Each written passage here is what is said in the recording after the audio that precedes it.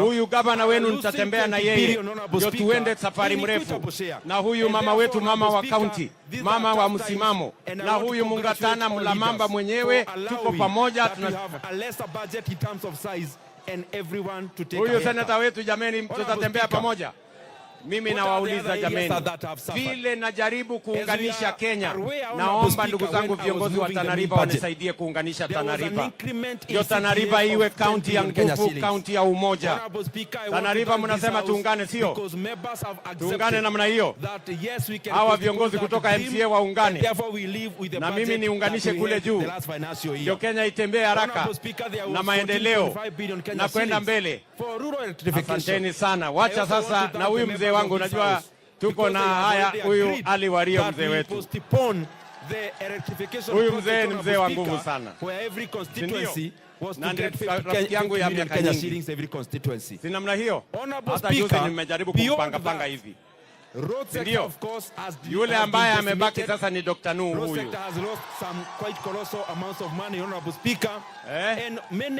Na mtu wa kwanza kunilete Bangal ni huyo Daktari Nuhu. Huyu bwana. Si ndio? Lakini mmemzimia taa sana. Pia nimpange pia. Let me first go to the policy. Haya, wananchi wamenipatia amri nikupange. There is something peculiar that we noted. Basi nitafanya hivyo kwa amri yenu, nitapanga this supplementary budget. Na huyu mama Alima Ware pia, shujaa wetu wa hapa Tana River, pia barely a month after the passage of the main budget, we have seen a high appetite of MDAs requesting that we enhance their A&A. And therefore, Honorable Speaker, the conclusion that we have come to as the budget committee is that MDAs have been underestimating grossly their appropriations in aid. And Honorable Speaker, we have in our report recommended several things. We have seen very clearly that our country is very rich. And in that regard, two things have come up. One, Kenya as a government is overrepresented when it comes to organizations owned by government. Honorable Speaker, Kenya has got over 334 parastatos and sagas. Honorable Speaker, we have started the route of rationalizing this area, Honorable Speaker, and in this supplementary budget, Honorable Speaker, we have denied 47 of them money for operations and maintenance, Honorable Speaker, because they are either duplicating service, Honorable Speaker, or they have been overtaken by events. Honorable Speaker, as a country, this is a route you have to travel. We cannot continue having many bodies of government overlapping their services to the Kenyan people, Honorable Speaker, while we are still spending a lot of money in their recurrent expenditure. Honorable Speaker, 47 sagas, 47 government organizations have been owed up through this process, Honorable Speaker, by first denying them the budget as we, Honorable Speaker, decide what to do as a country with them. The second thing, Honorable Speaker, zooming in, and I want to request this discussion that we follow together as members. In a constituency like Suna West, in a constituency like North Hor, in a constituency like Baringo, Honorable Speaker, Baringo North, we have, for example, an engineer who represents the carer routes on the ground. In the same constituency or region, we have a Kenha office and engineers already on the ground. In the same jurisdiction, we have Kura officers, Honorable Speaker, in the same ground. We have to ask ourselves very honest questions, Honorable Speaker. Do we need a Kera engineer, on top of that, a Kenha engineer, on top of that, a Kura engineer in Ronyejes, for example, Honorable Speaker? Can these roles be done by a singular office in the regions? Honorable Speaker, that will move us toward rationalizing the recurrent expenditure so that we can free up resources to go into development. In water sector, Honorable Speaker, we have over 20 bodies in the water sector alone. Waterworks, over 10. There are other national bodies, Honorable Speaker. We have to look inwards, Honorable Speaker, and be very categorical. Do we need, as a country, to have 20 bodies dealing with water, for example, whereas each of them is having like $500 million Kenya shillings in recurrent, Honorable Speaker, doing the same job?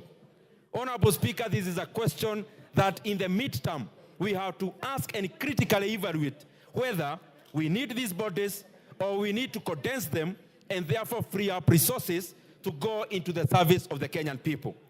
Honorable Speaker, I also now want to highlight some of the areas we never touched in terms of cutting their budgets or rationalizing. Honorable Speaker, I want to laud the corrective wisdom of this House. And Honorable Speaker, I request that the members get this very clearly. Whereas we have been cutting the budget to fit into the shoe properly, Honorable Speaker, there are some areas we as a House have said no to their cuts because we think they are critical to the Kenyan people who we represent. One of them, Honorable Speaker, the monies that had been allocated for the confirmation of the JSS interns, 18.7 billion Kenya shillings. Honorable Speaker, we did not approve any cut. The money is going appropriated so that we confirm our JSS interns, all the 46,000 of them, into permanent and pensionable terms. The second thing, Honorable Speaker, there are interns in our health sector.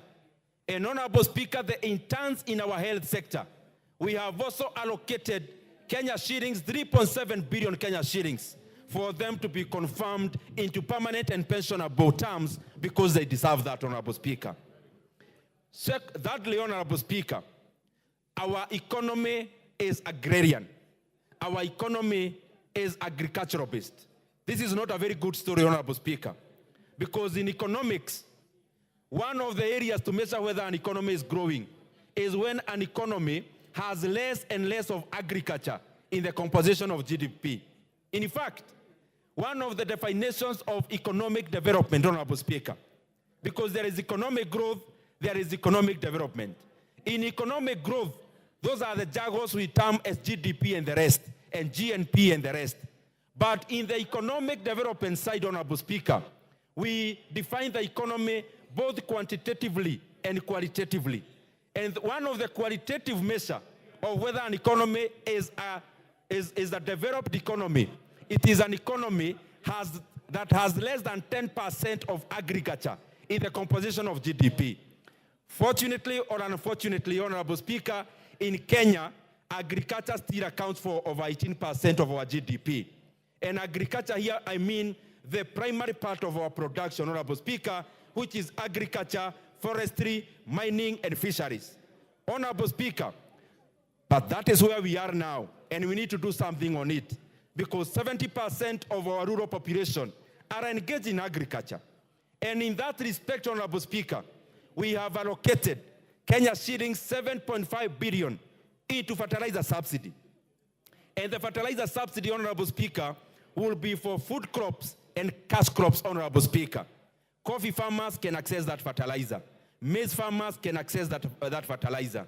Cotton farmers can access that fertilizer. There is no discrimination in regards to the kind of crop that our farmers are growing. Honorable Speaker, the second thing in regards to agriculture, we have allocated Kenya shillings, 3 billion shillings, into the coffee cherry revolving fund, Honorable Speaker. That money will go into easing the cost of borrowing when it comes to coffee societies and also coffee farmers.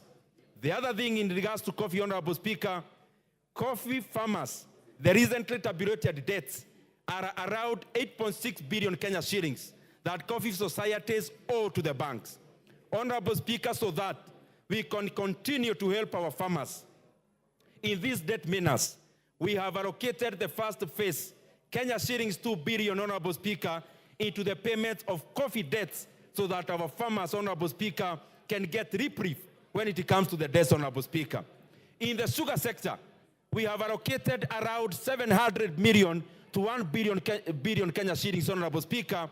One, to enhance in terms of payments of arrears of farmers, but also number two, Honorable Speaker, to increase the sucrose level, to increase the technology in the sugar sector. And I want to laud Honorable Motonga, Honorable Speaker, who is the chair for agriculture, because he has actually looked inwards into AFA to get resources to support our sugar farmers, because they also deserve more. One, in terms of payments, but also number two, in terms of technology, so that we can enhance the payments of sugar cane, not just in terms of weight, but also in terms of sucrose level, Honorable Speaker.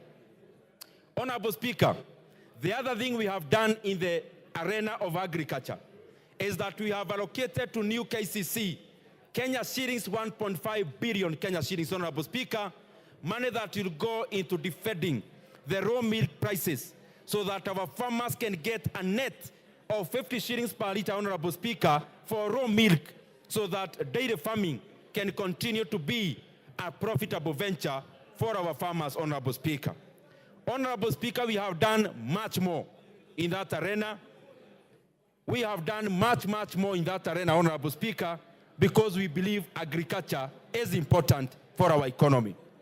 Honorable Speaker, when it comes to our security sector, the Maraga Task Force was given a mandate to go around the country, Honorable Speaker, to check how our security officers are living. But before I go to that, Honorable Speaker, before I go to that, let me just finish with agriculture first. I was to highlight one more critical issue. In the dairy sector, the Kenyan government has been having a program with the Polish government, where the GOK was to raise 5% of the funds, and the Poland government was to give us the remainder, so that we purchase coolers for our farmers. Honorable Speaker, out of the changes in governance in Poland, this has become a very long process for us to access the other funds on the other side. What we have done as government, what we have done as this House of Parliament, Honorable Speaker, is to allocate Kenya shillings 2 billion for outright purchase of coolers, Honorable Speaker, to be given to our farmers, so that, Honorable Speaker, dairy farming can continue to be mechanized and enhanced. Going back to security, and I want to thank Honorable Tongoyo, because he's very passionate about the sector. The Maraga Task Force, Honorable Speaker, went around the country, and they reported to us the obvious, the truth that we all know, that our police officers are not remunerated enough, that our police officers live in standards that are subhuman. And, Honorable Speaker, for us to move to the direction of ameliorating the matter, Honorable Speaker, we have done an increment. This House has done an increment of 3.5 billion Kenya shillings to the National Police Service Commission for the increase of salaries to our police officers, Honorable Speaker, who are our brothers and sisters, because, Honorable Speaker, they don't have a union to talk for them, and therefore I want to laud this House and the government for fitting in there and adding salaries to our police officers, because they deserve it, Honorable Speaker. Honorable Speaker, as I come to the conclusion,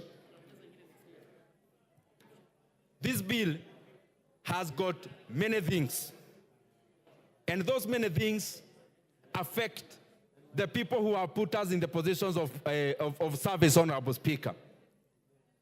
I request the members of this House, the kinds of solidarity we always have, the input you always give us as the Budget Committee, of enriching the process.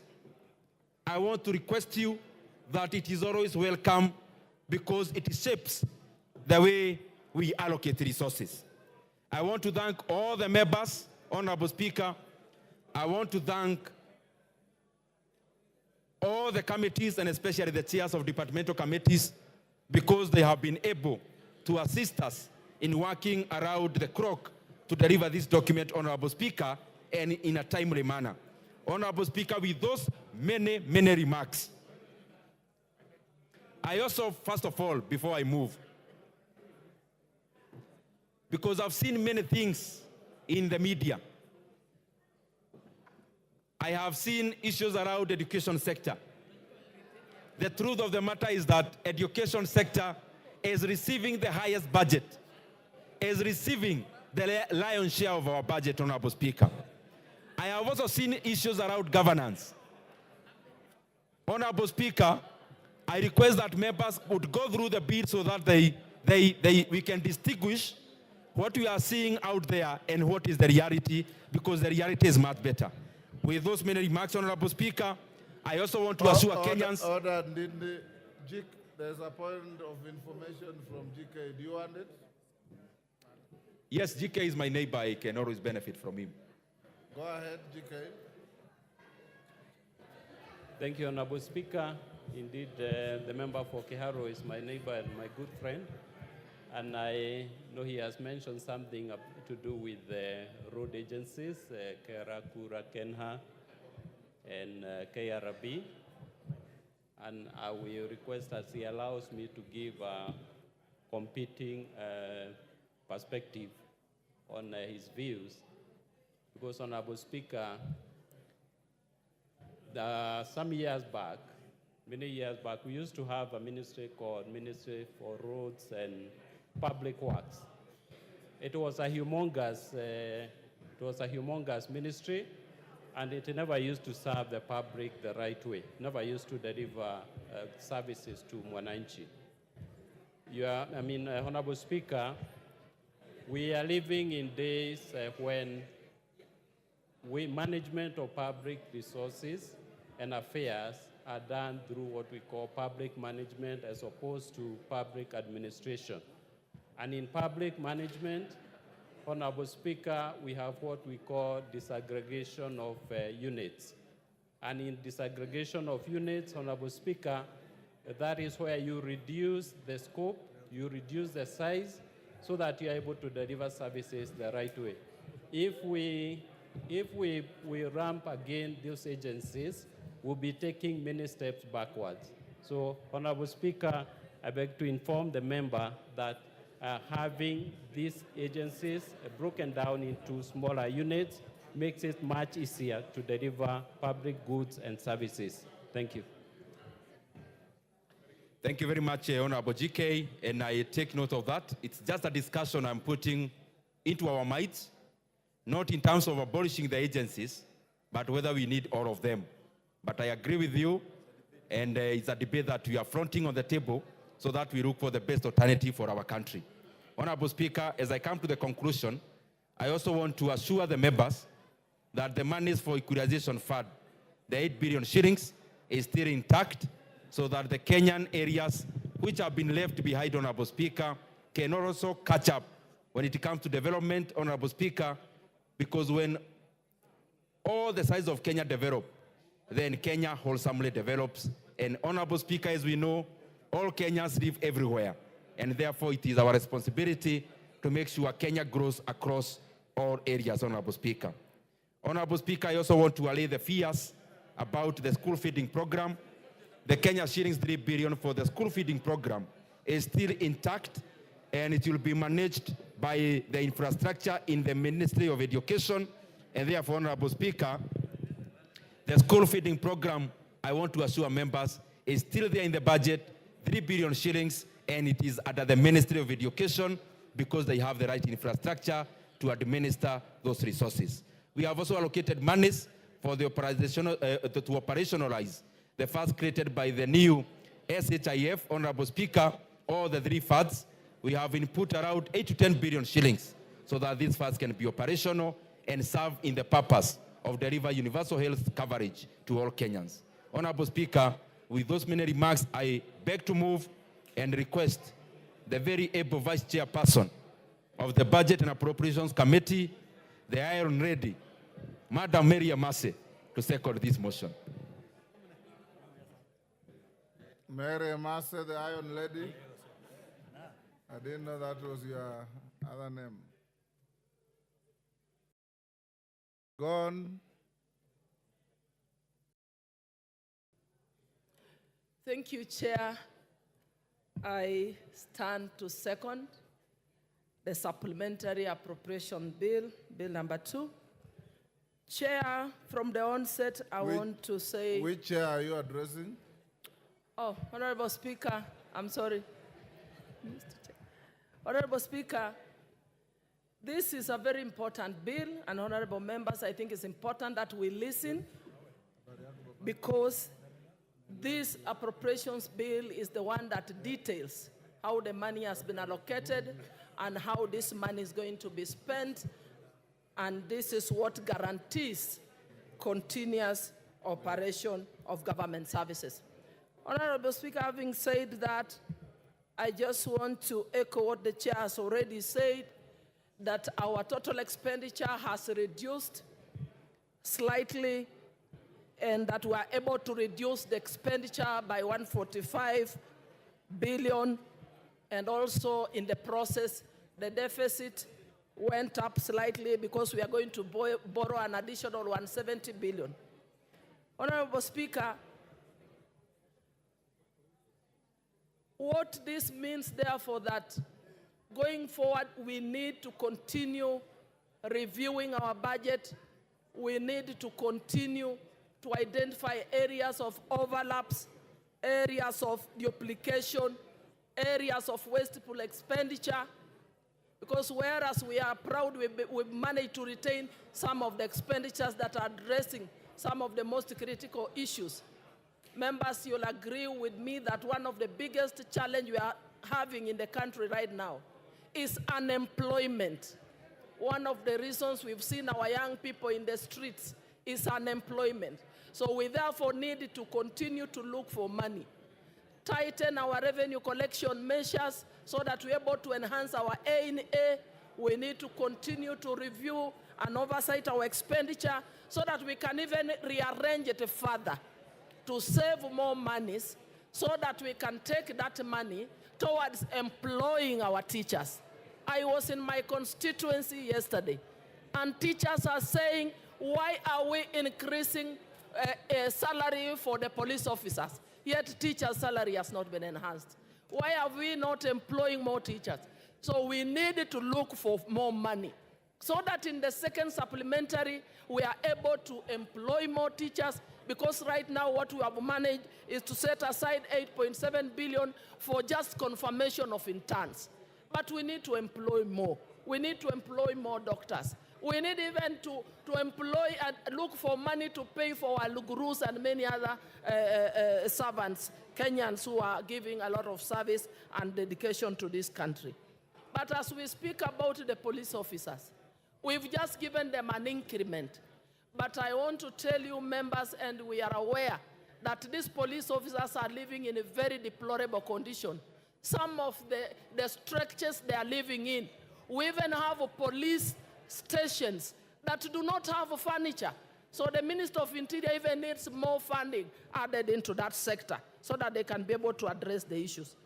I also want to applaud and really commend the team, the Budget and Appropriations Committee, because we've also managed to maintain or to restore some of the allocations to fertilizer, for fertilizer subsidy, allocations even to the farmers, to cushion our sugarcane farmers who have never gotten an allocation, the 700 million that would go towards paying arrears of cane payments to the farmers that had never been paid, and also to the farmers, those that are for the coolers, for the dairy farmers. So, Honorable Speaker, as we continue, members, we need to know that in the appropriations bill, it is detailing item by item, sector by sector, and the amounts that have been allocated for expenditure purposes, so that when we go out, we have the information to give to our people.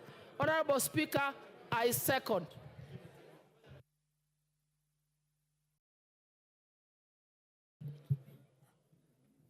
Order. Honorable members on your feet, take your seats. Ruku, take your seats.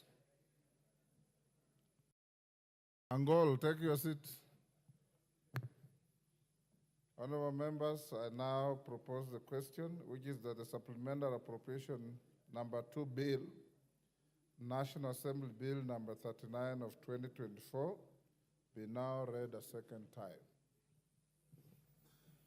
Gitonga Murugara. Thank you very much, Mr. Speaker. Mr. Speaker, allow me to rise and support the Supplementary Appropriations Bill, which has ably been presented by the chairman of the Budget and Appropriations Committee, and seconded also ably by the vice chair of the same committee. We are through a process which possibly we would not have gone through had it not that we do not have a Finance Act for this year. As a result of which, we have to supply the government with the money through supplementary appropriations. It is vitally important to note that all the revenue-raising measures that were intended in the Finance Act or Finance Bill, which was actually dropped at the will of Kenyans, now do not apply to our country, and we have to revert to what we have in the 2023 and 2024 Finance Act. That act operates because it has not been repealed, would have only been repealed if this act for this year had been passed, and therefore, while there is no lacuna on the Finance Act laws, the correct position is that the government must be supplied through supplementary appropriations bills and acts as we are doing now.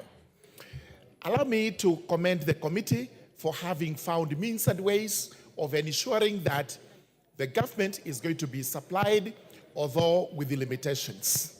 We have 3 arms of government, and each of them will have to embrace a cut in the spending which had been projected.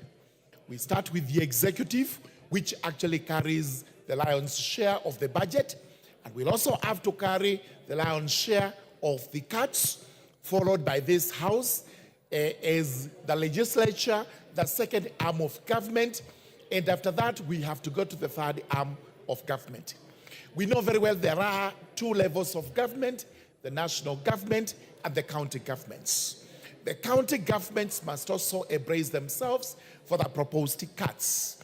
The net effect is that while we anticipated to have more development this year, that may not be realized as fast as we had anticipated, and the county governments must actually now relook at their revenue-raising measures through the cesses they have in the counties where they raise money, make it proper, more efficient, but of course without having to overlevy the citizens.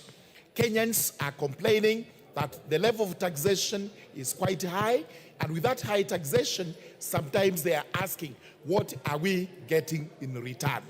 Therefore, it is vitally important that the government, the officers of the government, be prudent in their spending, so that while we are able to meet recurrent expense, we must also be prepared to meet the development expense, which is equally important. We have to do with it, including this House. The CDF has now lost the 10 billion that we were all anticipating. Each constituency would have possibly gotten not less than 30 million, but that is now water under the bridge. We still have the figures we had last year.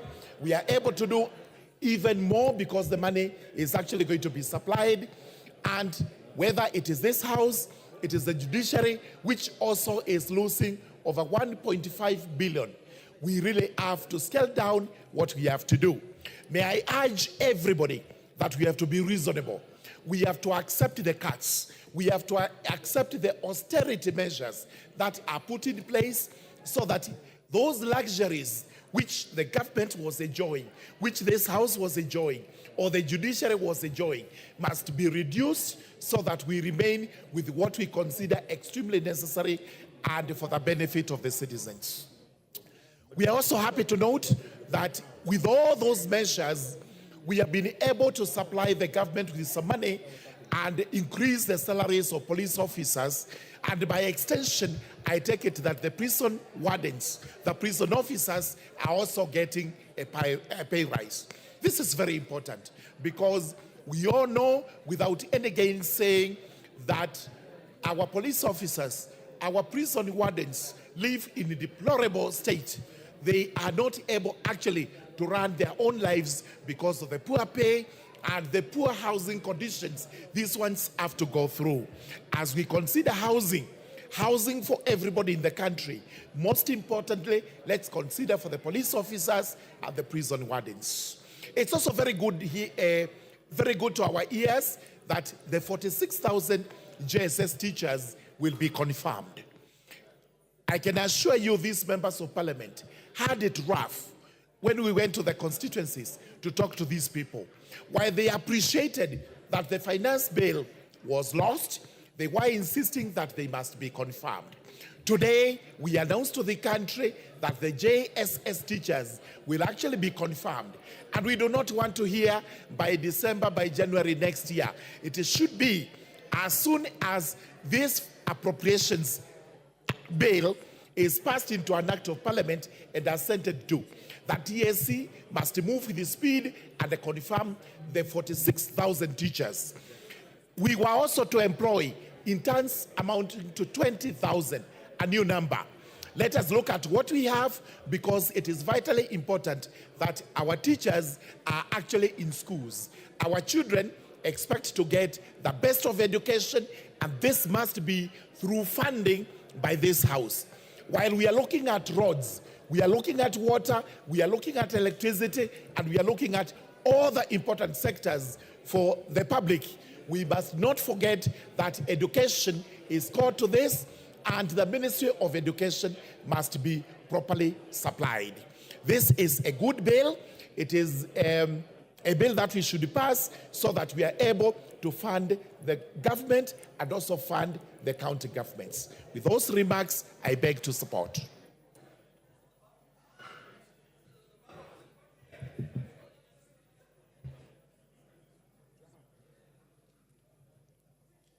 The Honorable Makilap.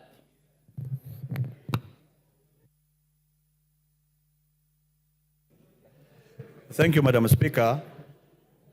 I can say this is an extraordinary budget for extraordinary times in Kenya. Madam Speaker, when a country is faced with extraordinary circumstances, or public debt, or rejection of finance bill, we resort to extraordinary decisions of ensuring that we live within our means so that we can be able to grow the economy of this country and build a prosperous Kenya. Madam Speaker, I have listened to the chairman of Budget and Appropriation. Madam Speaker, were to agree as announced, Madam Speaker, that under these circumstances, what is so critical for us? What is very critical for us, Madam Speaker, is employment of the youth of this country that are actually being unable to be absorbed in our economy. Madam Speaker, that is why we're to sacrifice other funding programs so that the 46,000 JSS teachers are actually be able to be absorbed, Madam Speaker. We have been able to finance employment of the intern doctors, Madam Speaker, because those are the people who take care of our health, Madam Speaker. And if we take care of our education, Madam Speaker, through employment of teachers, and we take care of our health by ensuring that we employ the interns on permanent and pensionable terms, Madam Speaker, then we take care of our health that is going to grow the economy, and we take care of our system of education so that we don't produce people or graduates that have not been able to undergo proper training because of lack of teachers. Madam Speaker, the JSS teachers are simply graduates like other graduates that have been employed previously on permanent and pensionable terms. This is why we are saying, Madam Speaker, on these circumstances, we better, as Parliament, we've agreed to cut off 3 billion, Madam Speaker, for our travel expenses so that the children of Kenya will have an opportunity to be employed, Madam Speaker, as JSS teachers, so that the youth of this country can be employed as the confirmation of the intern doctors, Madam Speaker. That is actually prudent use of our resources, Madam Speaker. Even in the reduction, if you look at on this proposal, Madam Speaker, the money that goes to the county governments were reduced by 20 billion, Madam Speaker, and in addition, another 30 billion that was not being able to be paid during the financial year 23-24, Madam Speaker, are actually factored in, so that now the county government's budget goes to 410, Madam Speaker, so that resources that have been already earmarked for that particular function, Madam Speaker, are actually brought forth. Madam Speaker, you are aware that the NGCDF, by the time of the lapse of the last financial year, we had not received an exchequer of about 13.5 billion shillings, Madam Speaker. And that is the money that has already been brought forward so that we can be able to finance the programs that was expected to be done in the previous years, Madam Speaker. Madam Speaker, if you look at the economy of the country, Madam Speaker, when the dollar came down, Madam Speaker, it is good for the members of this House to realize that when the dollar was able to come down from 160 to 130, Madam Speaker, that gave us a debt relief of about 570 billion shillings, Madam Speaker. That is be able to save more resources for our programs, Madam Speaker. It means, Madam Speaker, if Kenya was to live within its means, then, Madam Speaker, we must reduce expenditure on parastatals that are taking a lot of money and they are giving less, Madam Speaker. So we agree with matching of about 47 parastatals, Madam Speaker, so that we have a lean government that we are able to finance and we are able to grow the economy rather than creating a lot of organizations that take a lot of money, especially on recurrent expenditure and travel allowances, Madam Speaker. Madam Speaker, for us to grow this economy, we look at the agricultural sector, Madam Speaker, in many ways. Look at the livestock industry, Madam Speaker.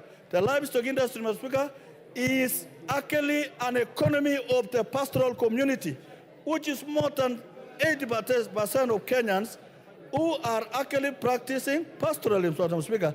That is an area that we need more resources. Madam Speaker, even in the issue of the 14.5 billion shillings that was meant for rural electrification in our constituencies, Madam Speaker, is a factor that we must be able to reconsider in the next supplementary budget, so that because electricity is key, even in the election of these members, Madam Speaker, and ensuring that there is equity throughout the Republic of Kenya in terms of power distribution. Madam Speaker, there are parts of this country that have never even seen the wires, the electric wires that are in our country, Madam Speaker. So what we are saying, Madam Speaker, is whereas we cut on our expenditure so that we can be able to grow and live within our means because of the failed finance bill, Madam Speaker, there is a critical area that we need to, as an House, investigate and be able to put sanity. Madam Speaker, look, we are losing about 400 billion on tax expenditure in this country, Madam Speaker. People who are very busy claiming VAT returns, Madam Speaker, every day. So you can look at, we are trying to raise more money, and there is a lot of other monies, about 400 billion, that are actually going down through fictitious claims of VAT, Madam Speaker, and other tax expenditures, Madam Speaker. There is no need for finance bill to raise about 340 billion, and at the same time, we lose another 400 billion on tax expenditure, Madam Speaker. So you want to collect 300 and you want to spend 400. Madam Speaker, what is the logic? We must seal the loopholes so that the money that are being fictitiously claimed under VAT, Madam Speaker, can be able to be recovered so that we can be able to put in our programs, Madam Speaker. Finally, Madam Speaker, I want to congratulate the chairman here for giving us, even during these hard times, Madam Speaker, that if we live prudently, if we spend prudently, if we consider the sectors of our economy that are able to take care of our youth, Madam Speaker, we shall have a country that is prosperous. Look at the issue of police. I want to congratulate the chairman of security, whereas there is other programs that are required, and the chairman of finance or budget here, Madam Speaker. Police are key in restoring order in our country. Madam Speaker, the reason why we want an increase for salaries of police, Madam Speaker, is to ensure that there is no coleslaw in the police force, Madam Speaker, and be able to actively and get motivated to deliver programs like other employed Kenyans, Madam Speaker. I support the increment of salaries of our security forces, not only police, even to the KDF, so that this great gentleman can be able to protect this country from any aggression and externalities within and outside Kenya, Madam Speaker. Madam Speaker, finally, school feeding program in Kenya. Those of us who come from pastoral communities where children go to school because there is availability of food is key. And we want to congratulate the committee by ensuring that there is money for school feeding program and be administered by the Ministry of Education so that through NACONEC, so that the money can be able to reach the very needy schools of Kenya, and we will be able to bring more children to come to school and be assured that there is food and they can be able to learn, Madam Speaker. Madam Speaker, in our parts of our country, food is an incentive of going to school, and we support this, and we can continue to enhance this particular budget through Ministry of Education and NACONEC, because that is the only way we can be able to have learners that are stable mentally even when they are in class. Madam Speaker, because there is a lot of things that are being underfunded, and even employment of the other new teachers. Madam Speaker, in this particular supplementary budget, there is some little money. We were expecting to employ about 20, but because of the extraordinary times, we're going to employ less. But it is better than nothing, Madam Speaker. But going forward, as we grow our economy, we can be able to put more programs to the youth so that we can be able to grow our economy and sustain programs that will create wealth for Kenya. Madam Speaker, I rise to support and congratulate the chairman and his team. Thank you, Madam Speaker.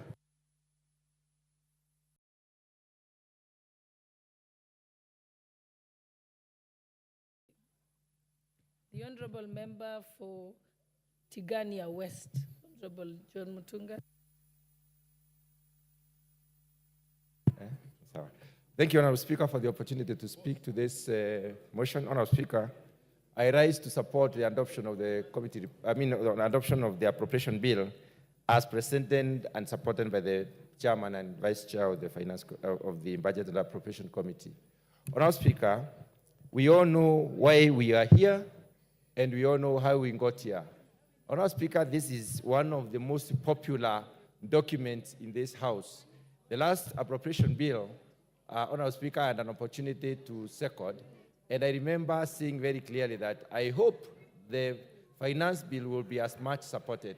Honorable Speaker, the appropriation bill comes in to show how the resources have been shared and what expenditure lines have been recognized in order to run the government, as well as cost development in this country. Honorable Speaker, listening to the chair of the Budget and Appropriation Committee, he took some time to highlight some of the key areas that the budget has focused. And we are grateful that, Honorable Speaker, especially in the education sector, we are going to absorb the interns, because those children have been waiting to be absorbed for a very long time, and the hopes were dwindling based on the fact that the finance bill was rejected. Honorable Speaker, allow me to speak a bit about what I heard my very respected chair say about agriculture. Honorable Speaker, if we are keen to revisit the Industrial Revolution, if we really minded as a country to visit the Industrial Revolution did not just occur. Industrial Revolution was basically was planned and very well calculated. Honorable Speaker, all the countries, most of the countries in this world have actually grown from agriculture. The fact that agriculture contributes a significant amount to the GDP tells us that there is something that we have not done so far as a country, and there is something that we have not done so far as Africa. Honorable Speaker, what basically happens is that we needed to organize our agriculture. I remember, Honorable Speaker, we took it up from the colonial masters and continued to cultivate land based on the potential of the land, instead of subdividing land into an economic units and then had a settlement plan like the current president has. The plan of housing, affordable housing. If we started with a program of affordable housing that time, and then we settled people in urban centers, we would have had sufficient arable land to cultivate in this country. And that would also have led to investment in aggregation. Honourable Speaker, right now as a country, we must be deliberate as a country. We must focus on how do we make small land, because the greater majority of our people are smallholder farmers. If they are smallholder farmers, it means their production is limited, it is also small, and I want to say, Honourable Speaker, categorically, that small is very expensive when it comes to production. So what we need to do as a country, we need to reorganize our investment. And in reorganizing our investment, we need to focus a lot more in making small land. And we can only make small land by having very serious cooperatives in this country. Revive our cooperative movement and form new cooperatives so that we can put smallholder farmers into cooperatives, and therefore these cooperatives will have mechanisms of ensuring that we can enhance productivity, because we have limited land. About 16% of this country is the only area that we can basically do arable farming, because, I mean, if we have to continue being rain independent. If I may basically discuss that a little, Honourable Speaker, what we can do is set up aggregation centers across the country. We are not investing in that aggregation centers significantly. If we were to invest in aggregation centers, it means our farmers, therefore, would take their produce to the aggregation center instead of selling the same day. Farmers of this country, Honourable Speaker, have not invested in storage. Since they have not invested in storage, it means, and they are rain dependent, it means that immediately they harvest, they take their produce to the market. So they all meet at the marketplace and then drop the prices of the goods themselves. So at most of the times, they sell at below the producer price. So what happens? We milk them clean. They basically pay us to consume their food. In order to turn that around, we need to invest in aggregation. And once we do that, then we have to invest in the adjoining infrastructure, or supportive infrastructure, to be able to carry these goods, or rather the produce, to the market. Secondly, Honourable Speaker, we need also to think about what we have aggregated in terms of the quality, in terms of how clean it is. So we have to do the cleaning, the sorting, the grading before we can even store for long. Honourable Speaker, if we can declare volumes, large volumes to the extent that we can move into processing, then we will start creating the jobs that our youth need. Our youth in this country have a point when they say that they do not have jobs. As people who are in the policy making now, we need to think of how can we create jobs. The easiest way to create jobs is to embark a lot more on agricultural production and productivity, and therefore aggregation, which will lead to transformation. And that transformation will create very many jobs in this country. Honourable Speaker, agriculture is not very interesting and is not taken up by youth a lot. And the reason is that it is laborious. The youth of this country can take up agriculture if they were allowed to have mechanized agriculture. And we cannot mechanize a lot on smallholder. So we must consider making our farms large. And the only way we can make our farms large is by starting aggregation and therefore talking to our people to work together. Honourable Speaker, if you go to some of the advanced economies like Germany, you will find them having what we call machine ringing. Not everybody has a machine or tractor, let me say, and they implement, but they hire these tractors across the village. The production villages, agricultural production villages, produce together. In other words, they prepare their land together, they plow together, they harrow together, they plant together, and therefore they aggregate. And thereafter, they set up a factory to process what it is that they aggregate. Honourable Speaker, when it comes to foreign direct investment, our investment proposals are not a lot more in declaring the produce, the amounts of produce and the quality of produce and where this produce is. The reason is that we are not organized. We do not have credible data in terms of what we produce, and we need to invest in serious data capture and the derivation of this data so that we can be able to get to know exactly what is produced where, when is it produced, and therefore help our farmers. On the other hand, Honourable Speaker, I want to launch the fact that we have embarked on sugar reforms. Honourable Speaker, if I may speak to the issue of what we are calling, selling sugarcane through sucrose content. Honourable Speaker, sucrose content is the amount of sugar in the sugarcane. And the amount of sugar in the sugarcane is what we should actually be paying farmers for. We have a Sugar Research Institute which has produced 27 varieties. Honourable Speaker, these varieties have not moved from the Research Institute. They are still at the Research Institute. They need to be moved out of the research institute. So investment in that particular sector will enhance the movement of these varieties out of the research institutes to multiplication centers where we shall get enough to give to the farmers or to sell to the farmers so they can produce high-yielding varieties. Some of these varieties can mature in 8 months. Others can mature in about 1 year.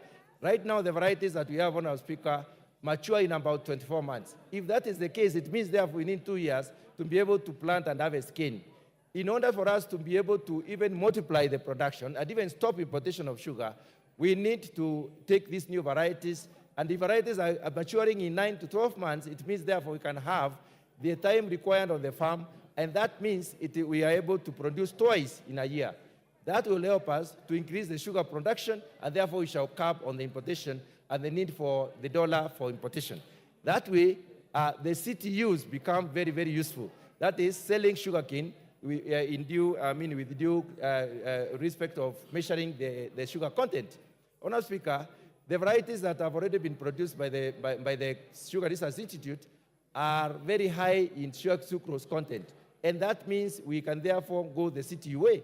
And that is, we have investment in CTUs in about 11 of our 15 processing plants. We need to invest in those others, and then we need a policy direction where we will be able to basically now process the sugar, weigh the sugar or sell sugar in terms of sucrose content. Honourable Speaker, investment in agriculture is the way to go, and many other countries went that way. Why not Kenya? I think we need to reorganize ourselves and be able to create jobs. It is easier to create jobs in agriculture than most of the other sectors, and it is also one of the sectors that has got 4 times ability to reduce poverty and ability to also ensure food security. Honourable Speaker, I support. Thank you very much. The Honourable Member for Honourable Nyanza, you've removed your card. Okay, the Honourable Beatrice Elachi, Member for Dagoretti North. Thank you, Madam Speaker. Madam Speaker, I also rise to support and to appreciate the committee in what they have done. I know it has been the most toughest months that we have gone through, Madam Speaker, but also to appreciate just the last speaker, who I would have wished would have been the nominee for agriculture. But to say that, Mr. Speaker, as we look at the Supplementary Appropriation Bill number 2, how I wish, and I want to thank Chair, that we now need to look at ourselves and reflect, as you said, in terms of our own resources. We now need to relook and reflect on the overlapping streams that we have, Madam Speaker, those that we know are functions that can be put together, and we just have a function that functions well. Because also the overlapping functions that we have, either in water, in roads, you find there's a lot of internal intra-conflict that really challenges most of them at many times. And so, Madam Speaker, as I support, when I look at the first schedule, and I look at the issue of the national referral and specialized services, we look at the curative and reproductive maternal newborn child adolescents. Madam Speaker, I know we have a very serious crisis on the adolescents.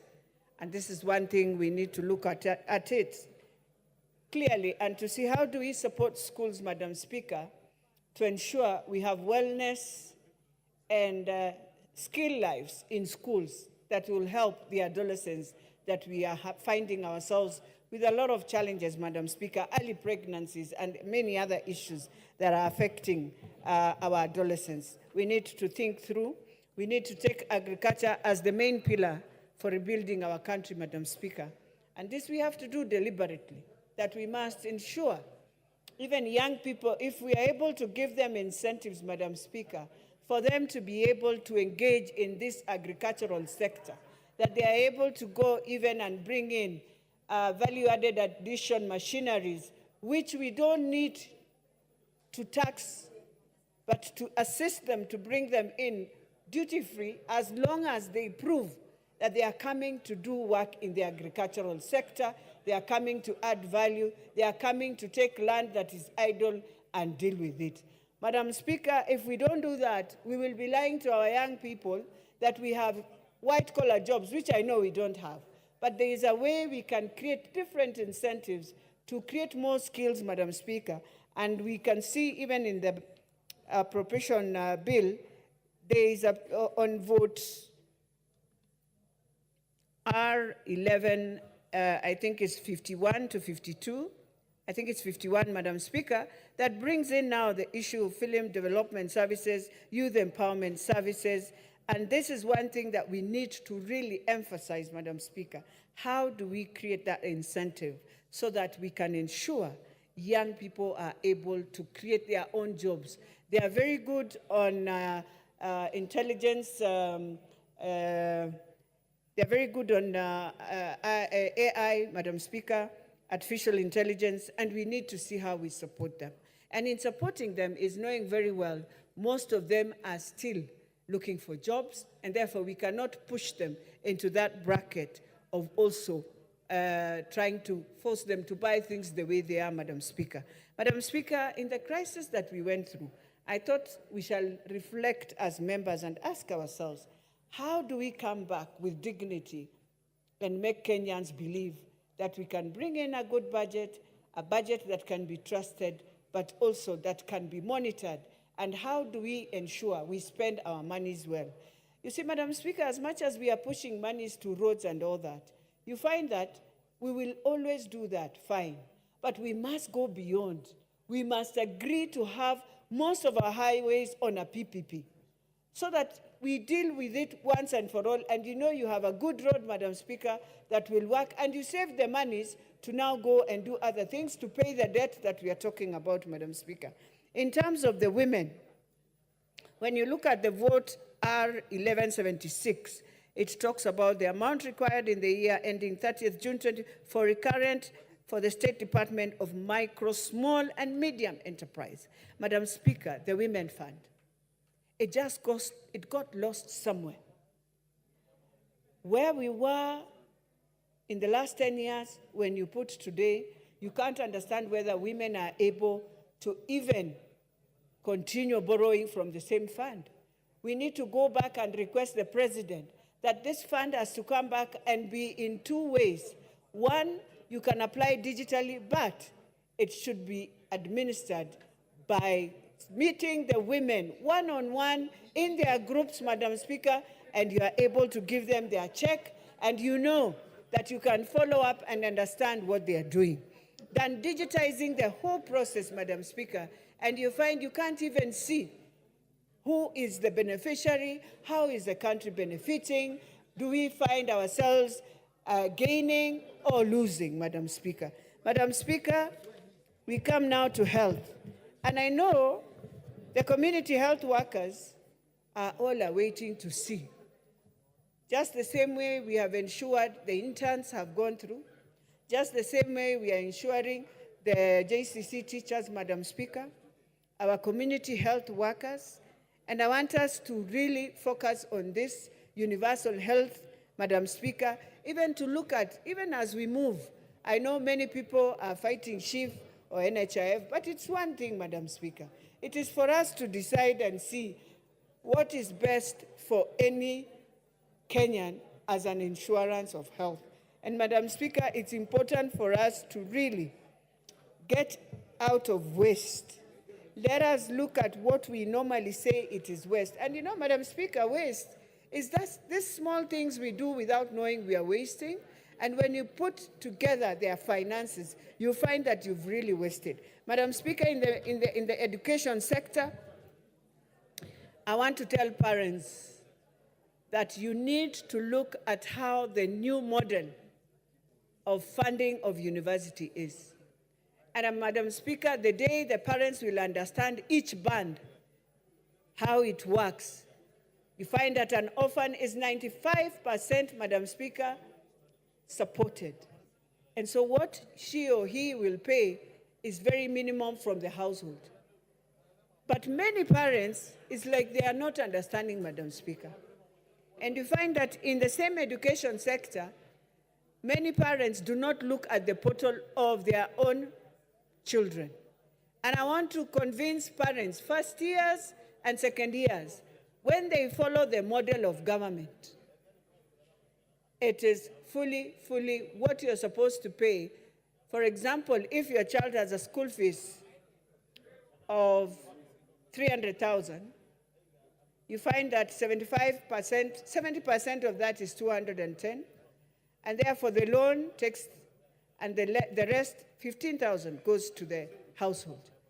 And so parents must know, follow the new model, look at it, get to learn how your child is being sponsored, so that we remain, even with bursary, that can sponsor third years and fourth years. But first years who are joining now and second years, that model is a fantastic model for you to be in university. The students we should be worried about are students going to college, are the ones who we are supposed to get worried.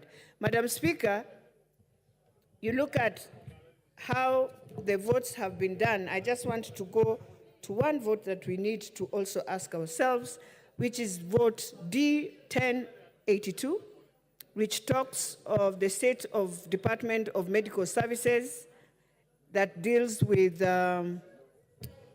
maternal newborns.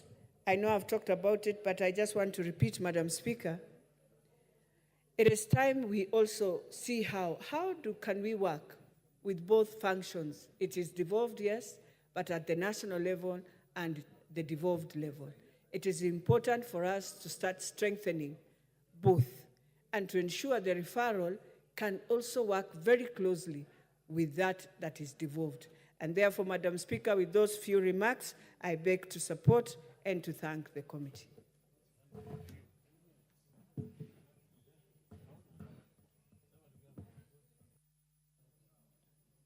Honorable Member for Busia, Honorable Catherine Omayo.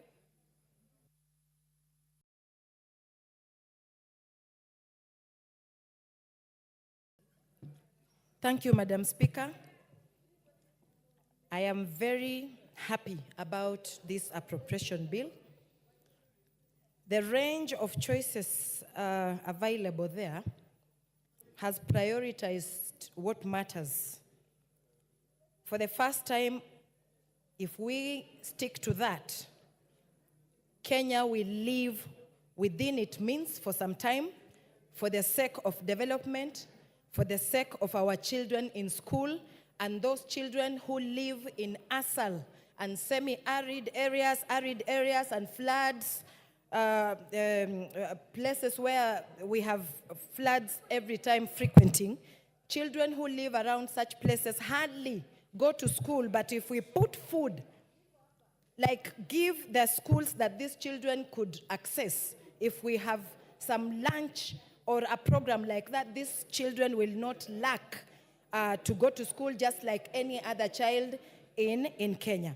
And if everything is put in place again, we will reduce corruption.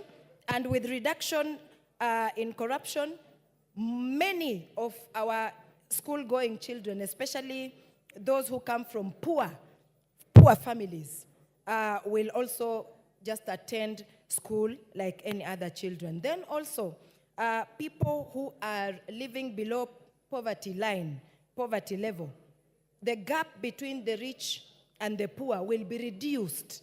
This is evident because if actually a few people in Kenya, like 10% that have been controlling the economy of Kenya, will actually not have access to having it all like it has been, then a lot will trickle down to the grassroots people.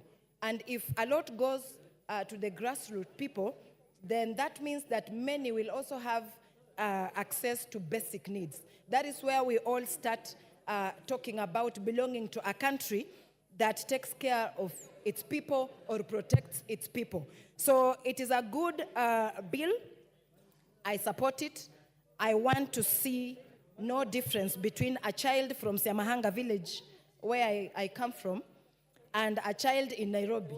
there must be something. Then also the migration between the villages, between the rural areas will reduce, because every county, if possible, every county must have a factory. A lot of money has been getting lost into few people's pockets. But if that money can go now into developing industries in every county, that means younger people who are today up in their arms saying that they need jobs, these jobs will be available. And our economy will start growing. And when the economy grows, that means our people can have some pride in them and count themselves as belonging to this nation. Thank you, Madam Speaker.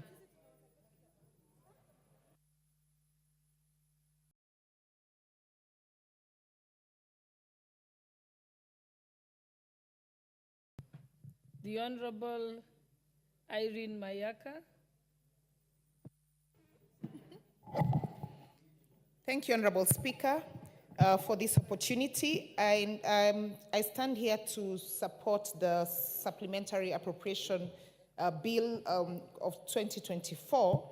And the reason why I am doing that, Honorable Speaker, is first because of the obvious austerity measures that are being put in place to ensure that not only do we, as a country, ensure that we are not having spillage of funds, but also that we are ensuring that we are cutting out on expenses that we believe are not exactly necessary right now. Honorable Speaker, I just want to highlight some of the things that are in this particular supplementary that I like. One of them is the fact that we have decided that the GSS interns will have no cut in terms of they will be supported fully, and also for the interns from the medical field. But Honorable Speaker, one of the major concerns that I do have, we live in a country where 78% of our population is youthful. But when you look at the allocations for monies that have been put towards the youth space, it brings a lot of concern. Honorable Speaker, even in this particular parliament, we do not have a department that is specific to youth-related affairs.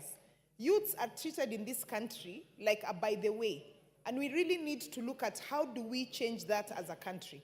Honorable Speaker, I did hear the Chair of Budget speak about the fact that 47 of the sagas have been denied monies, and therefore they are going to be reallocated to the others, so that we are able to also just reduce the duplication that there is in this country. And that, Honorable Speaker, I want to agree with that, because we have too much duplication going on in this country.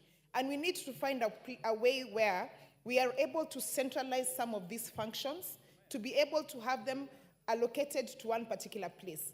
Because, Honorable Speaker, it doesn't make sense when, for example, in terms of national government, you have an auditor for each and every department.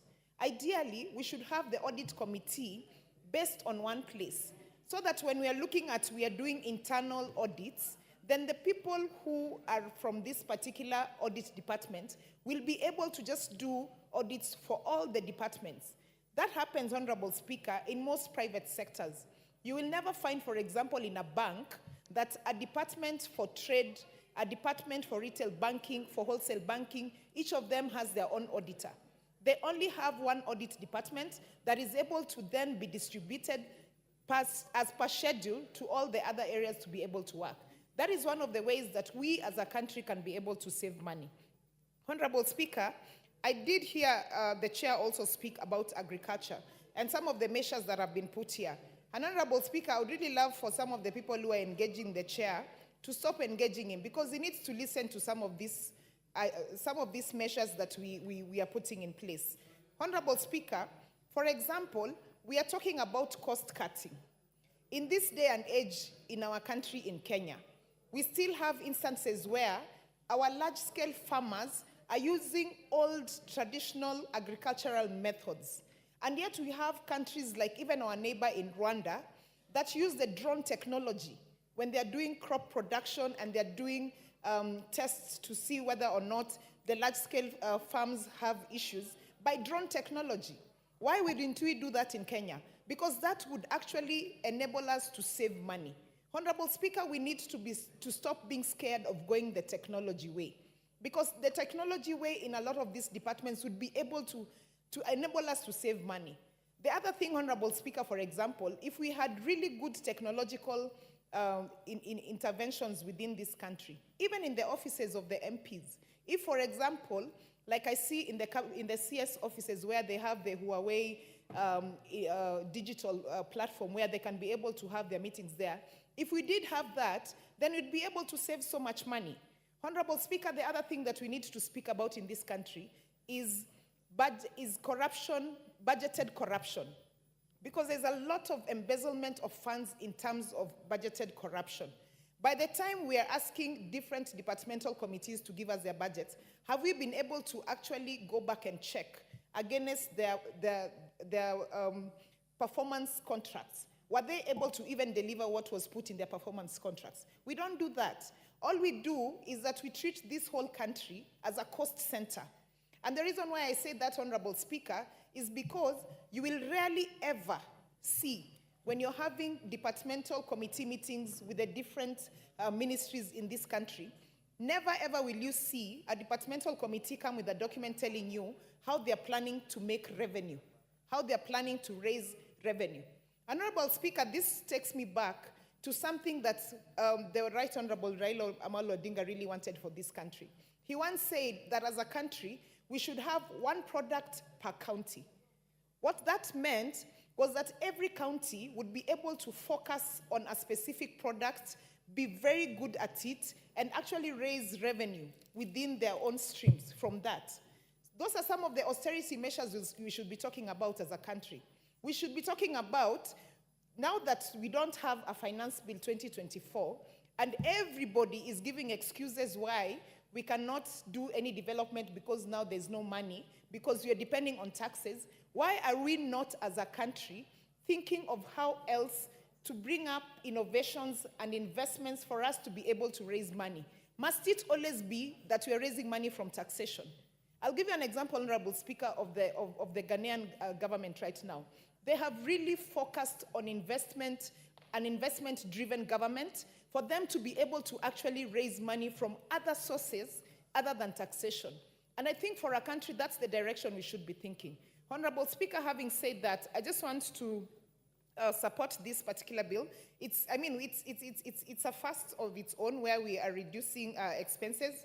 We are taking things in the right direction. But I also just, as I conclude, want to invite us to start thinking outside the box and really start thinking of how we are going to drive the economy of this country from where it is to a better economy by actually looking at ways in which, as a country, we can begin to raise money on our own. I submit.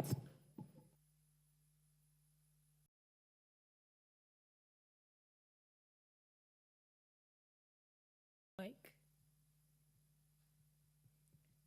The Honorable Ferdinand Wanyonyi, member for Kwanza.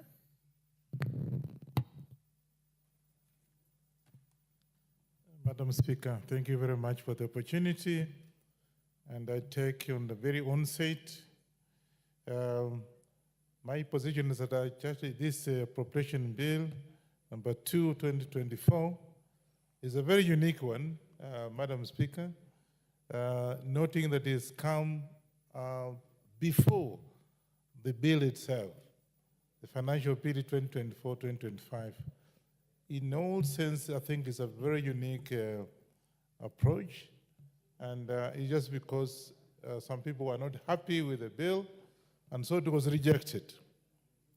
And my take is that I think in this appropriation bill, I also want to take this opportunity to thank the chairman, who has done a very good job, and I want to say echo to him, because first and foremost, the actually appropriated the funds to agriculture and health.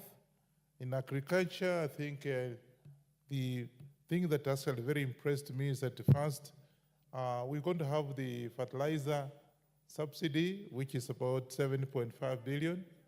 And I hope and pray that it'll be there on time so that it can be able to have our farmers access the fertilizer on time. At the same time, Mr. Speaker, the fertilizer is also going to be, and I hope and pray, that the department or ministry of agriculture on the importation of this fertilizer be done on time so that you can be able to have it ready when the season of planting is there, so that it's there, and at the same time after planting, we hope and pray, Mr. Speaker, that there will be also top pressing a fertilizer on time.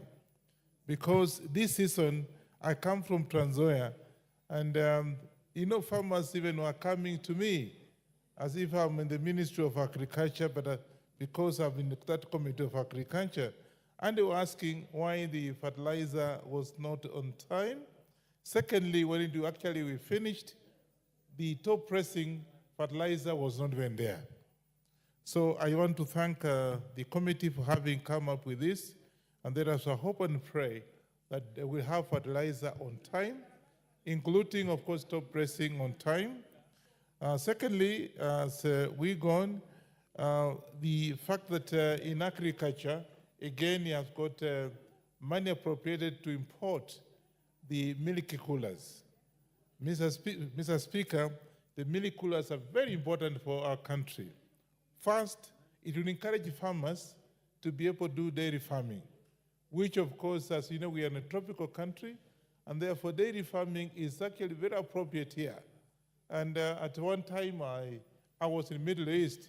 Those days when I was working for Kodak, you would go to the Middle East, and when you go for breakfast, you'll get milk from this country. But today, you go there and find that when they serve you, you find milk coming from Uganda. Then when did the rain start beating us? I think the milk coolers that you are having are not just for the sake of it. I think they are going to encourage farmers to do dairy farming and be able to have enough milk for exportation, both milk powder and even in liquid milk to be able to. So this again, you have given some money to be able to import the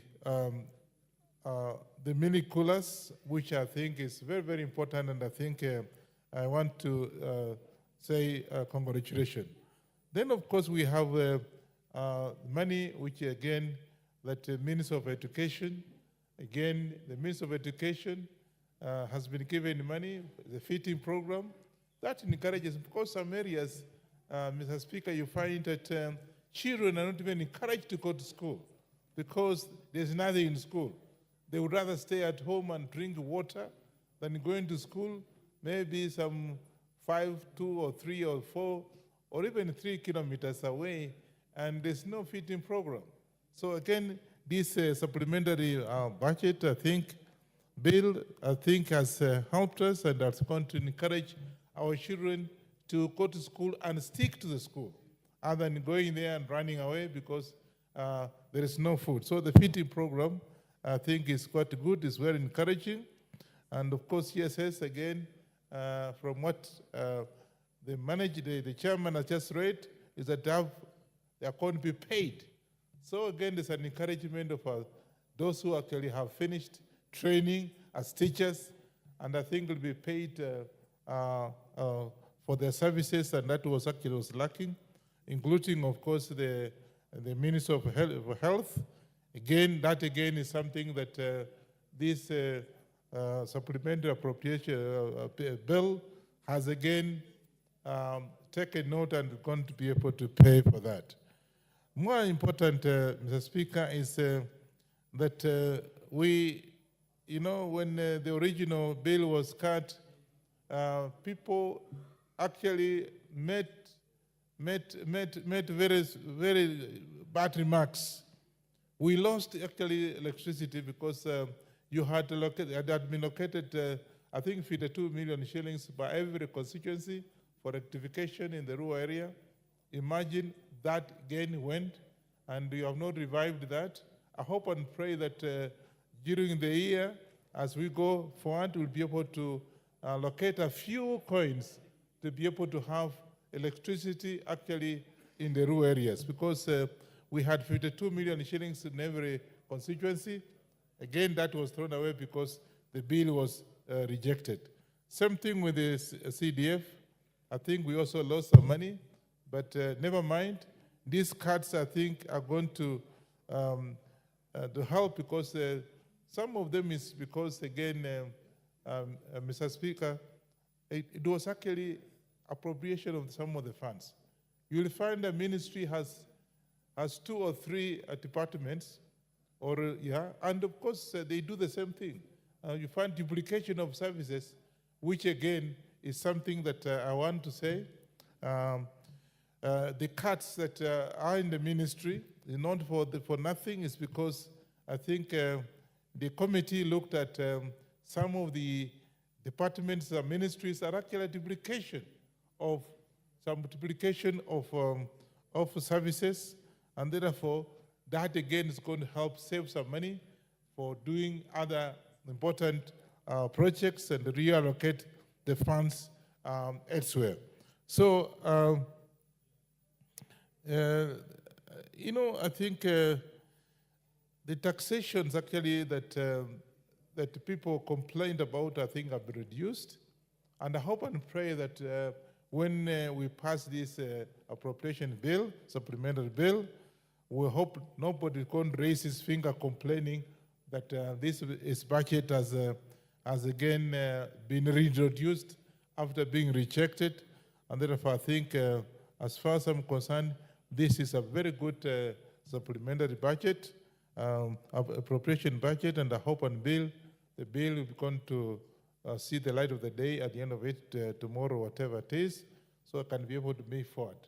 With those few remarks, Mr. Speaker, I want to say I support this supplementary appropriation bill, and I hope and look forward to people actually on both sides supporting it so they can be able to move forward, more particularly because some of the taxes actually have been cut. I support. Thank you. Thank you, Honorable Ferdinand Wanyonyi. The Honorable Clive Gisairo, the MP for Kitutu Masaba, followed by the Honorable Dr. Oundo. Thank you, Honorable Speaker. I rise, first of all, to support the Supplementary Appropriation Bill number 2, 2024. I'd like to thank the good work done by the Chair and the members of his committee to try and align with the needs of the people of Kenya. For us to find ourselves here, Honorable Speaker, tells us that it's either we were living beyond our means or we were just not listening to the common mwananchi. This appropriation bill is just a testament that we can do better. That the little resources we have, we can be able to develop this country, provide jobs for our people,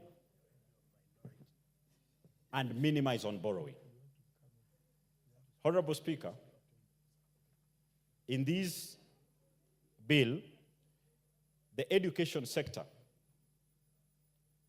has made some gains, but there's still some room. And we expect that in the second supplementary, that should come sooner than later, should address some gaps, because in the education sector, we've lost a lot on infrastructure. But reality is, we are a nation struggling with classroom space. Yes, today we are saying, on the positive side, we are going to confirm 46,000 teachers to P&P from internship. But grade 9 is starting in a few months' time. We have a gross shortage of classrooms. Equally, while we confirmed the 46,000, the initial plan had been to confirm 26, leave 20,000, and an internship, and recruit an additional 20,000 to bridge the gap. Now we are only discussing about confirming 46,000, which does not change the total number of teachers in JSS. Therefore, we shall be having a shortfall come January 2025. We therefore need to ensure that in the second supplementary, we have a discussion of bringing on board an additional number of teachers, not less than 20,000. Otherwise, we're going to have a crisis come January 2025. Honorable Gisero, the chair for the Departmental Committee on Education is not present, but I know he's listening, and our good chair of the Budget and Appropriations Committee too, because we are talking of JSS. We have more TTCs, and we have lowered the grade for entry into TCCs by teachers, but the P1 teachers have been forgotten. Many of them are retiring without employment. Sure. So I wish you could firm up that point, because you know the heart of the chair of Budget and Appropriations Committees with the nation and with the teachers. Yes, Speaker. I'm very sure that the chair is taking notes using his phone, because I know he's digital. He's been embracing the Gen Z agenda. Mr. Speaker, when we look at, again, the higher education, we again have challenges there. We've gone around through around this country to universities. There is a big disconnect between the people sitting in Nairobi and the student in the university. It's my strong belief that we need to enable the higher education to move around, to get in touch with the reality. But for us to insist that the university student, when they have an issue, they have to travel all the way to Nairobi for their problems to be solved, we are actually making a problem worse for our youth. So we need to properly fund the higher education loans board, be it administrative and other services required for them to reach the students down there. We appreciate that in this budget, the security has been well taken care of, that our police officers will get a better pay. These are people who provide security to us. These are people who are always on the front line to combat crime and other ills in society. So those are gains done by this committee, the Budget Committee, to ensure that they are taken care of. Honorable Speaker, I'll want to differ slightly on the common assertion coming from some members who've spoken here that repeatedly that CDF lost 30 million. CDF lost 30 million. I would prefer that we look at things more positively. I don't believe CDF lost. These are hard times, and everyone had to take a hit. Mr. Speaker, what we need to be telling Kenyans is the current amount we are getting into constituencies. How much has it done? How prudent can we get to ensure that the little we get delivers more to our people? If we visit the 290 constituencies, can the CDFCs show us that the little they've gotten is of benefit to the people? If it is, let's be more efficient on what we have. Let us not cry of losing, yet it is not a deduction.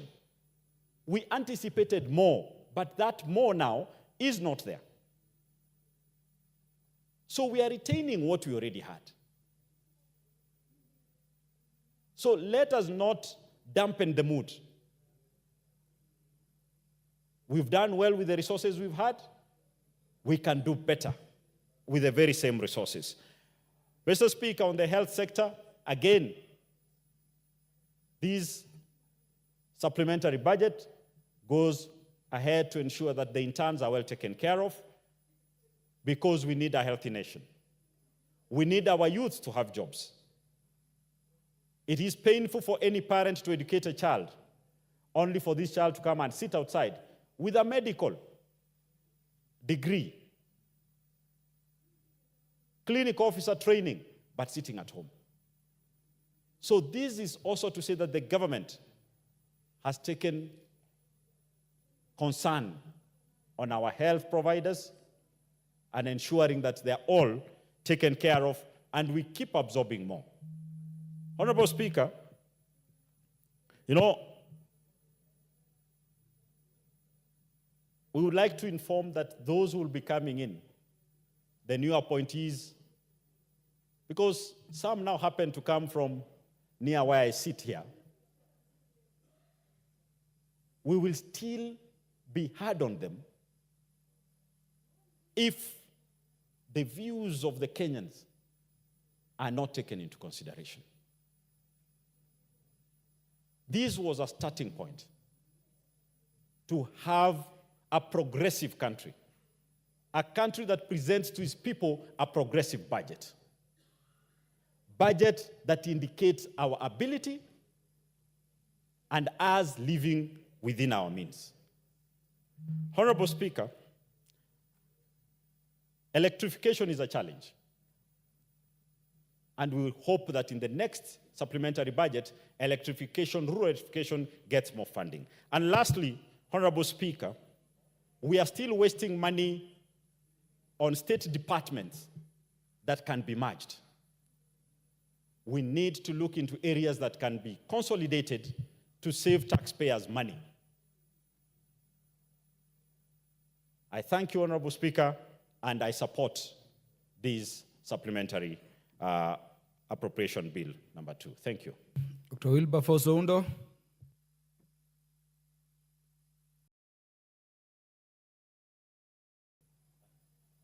Thank you, Speaker. Let me also stand and make my few comments on the Supplementary Appropriation Bill 2024. Honorable Speaker, we find ourselves in uncharted waters, unprecedented situation that we find ourselves in.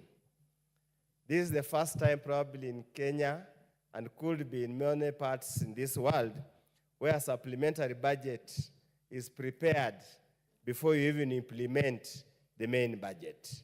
And Honorable Speaker, we find ourselves in this situation simply because we refuse to listen to the people of Kenya. We find ourselves in this situation because we refused to govern for the benefit of the people of Kenya. There were signs all along that things were not well. Yet we remained adamant, believing that we have the power of the barrel, we have the power of the gun. We will beat everybody into submission and get ourselves here. Honorable Speaker, naturally, we have to approve or second the supplementary bill to enable the country move on.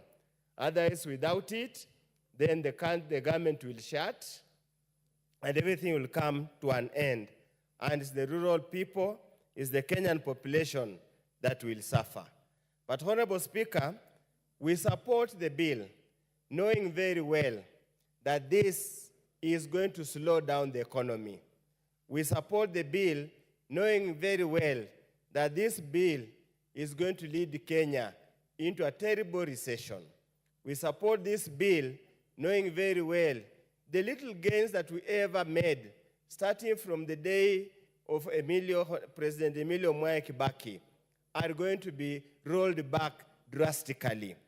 Honorable Speaker, in a third world country like Kenya, where the government plays an important role in the locomotion of the economy, when the government is not spending, there is no economy. There's nothing that will grow. And that's why, Honorable Speaker, if you read various commentaries, be it by World Bank, EFD, IMF, they have a very glim view, a very negative view on the economic growth of this country in this calendar year, simply because they see there's no possibility of any economic impetus that will allow the economy to move. Honorable Speaker, when you look at this document, this supplementary, it is all about cuts, cuts, cuts, and cuts. The most interesting thing, Honorable Speaker, and this, we need to ask ourselves very hard questions as a country. Honorable Speaker, there are serious cuts in development. So the obvious question many of us are asking, and Kenyans are asking, does it mean the staff employed in these state departments, in these sagas, in these MDS, will simply be walking to the office, sit, read newspapers, go to their social media, and do nothing? Because without any development funds, Honorable Speaker, what do you do with engineers that the chair of the Budget Appropriation Committee has talked about harmonizing them? What do you do with them? What do you do with the water engineers, Honorable Speaker, if you cut an entire, about several billions in the water harvesting program? So what do the civil engineers in the Ministry of Water do? Do they simply sit there, go to social media? What do you want them to do, Honorable Speaker? Because, Honorable Speaker, you cut 2-point-something billion on technical, vocational education and training. Yet, Honorable Speaker, the hallmark of Vision 2030, MTP3 and MTP4, was to equip Kenyans with skills to ensure that they participate in the manufacturing sector, Honorable Speaker. So what are we going to do to achieve the target of 15% GDP contribution from manufacturing if we do not invest in skills acquisition, Honorable Speaker? Are we really serious in what we do, Honorable Speaker? Honorable Speaker, I would go on and on, but Honorable Speaker, the massive cuts, Honorable Speaker, in the education sector means, therefore, even the school infrastructure is not going to be there. We're not going to have money for school infrastructure. Yet by 2026, Honorable Speaker, we are expected to transition to the new education system as they move into the senior secondary. Even by next year, Honorable Speaker, many schools in rural Kenya do not have classrooms for grade 9. What are we going to do to house these boys and girls who are so fired up and energetic enough, they want to go to school, Honorable Speaker? What are we going to do? Even when you go to the current sector, I want to spend a little more time in education. You find that a whopping 10 billion, Honorable Speaker, has been taken away from teacher resource management.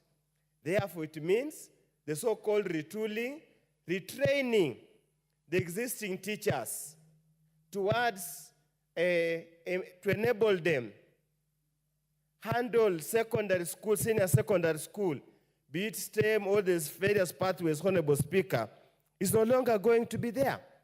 So we are going to limp through. We'll get teachers who are ill-trained, who are ill-prepared, Honorable Speaker, to manage the affairs of that particular category. Honorable Speaker, it is indeed a sad event. Honorable Speaker, many of us wonder, recurrent expenditure again, secondary education, 5 billion chopped off. Is it capitation? Is it quality assurance? What are we talking about? Primary education, again, Honorable Speaker, another 1.9 billion chopped, reduced. So if we can't invest in education, Honorable Speaker, are we killing these generations permanently, or what are we doing? Honorable Speaker, as I say, many times I've never supported supplementary, but I just want to appeal to the Chair of Budget and Appropriation Committee. If there is going to be any change of fortune in terms of the projected revenue, if we are going to achieve that revenue, we must go back and revisit this particular appropriation bill. we must go back, Honorable Speaker, and revisit the bill, the act completely. Because as it is now, we are literally grounding the government to halt. We are grounding the entire economy. We are putting the entire economy to a standstill, Honorable Speaker. We will be unable to do anything. Honorable Speaker, as I conclude, and this probably when the chair of the Budget Appropriation Committee is responding, I have my tribulations. National administration, we have a cut of 6.6 billion on the general administration and support services. We need to know what has been reduced. Is it salaries to buy equipment? Is it salary to support general operations of the national administration system? And if that's the case, how does it relate to security and security situation now that we're not going to create jobs? And if we don't create jobs, an idle mind is the devil's workshop. Honorable Speaker, as I conclude, we must also understand what's the purpose of passing an appropriation bill, yet the Treasury does not disburse the money. When you see the departmental committees, the PSS and the state corporation continuously lament that 30 to 40% of what is appropriated is never disbursed. We are running a broken system. As we support, we must go on record. We are running a rudderless and a broken system, Honorable Speaker. Thank you, Honorable Speaker. Thank you, Honorable Dr. Undo. The Honorable Cynthia Muge, attending to some state duties. The Honorable Charles Ngusia. Thank you, Mr. Speaker, for this chance and opportunity to add my voice on this important, unique, and in fact,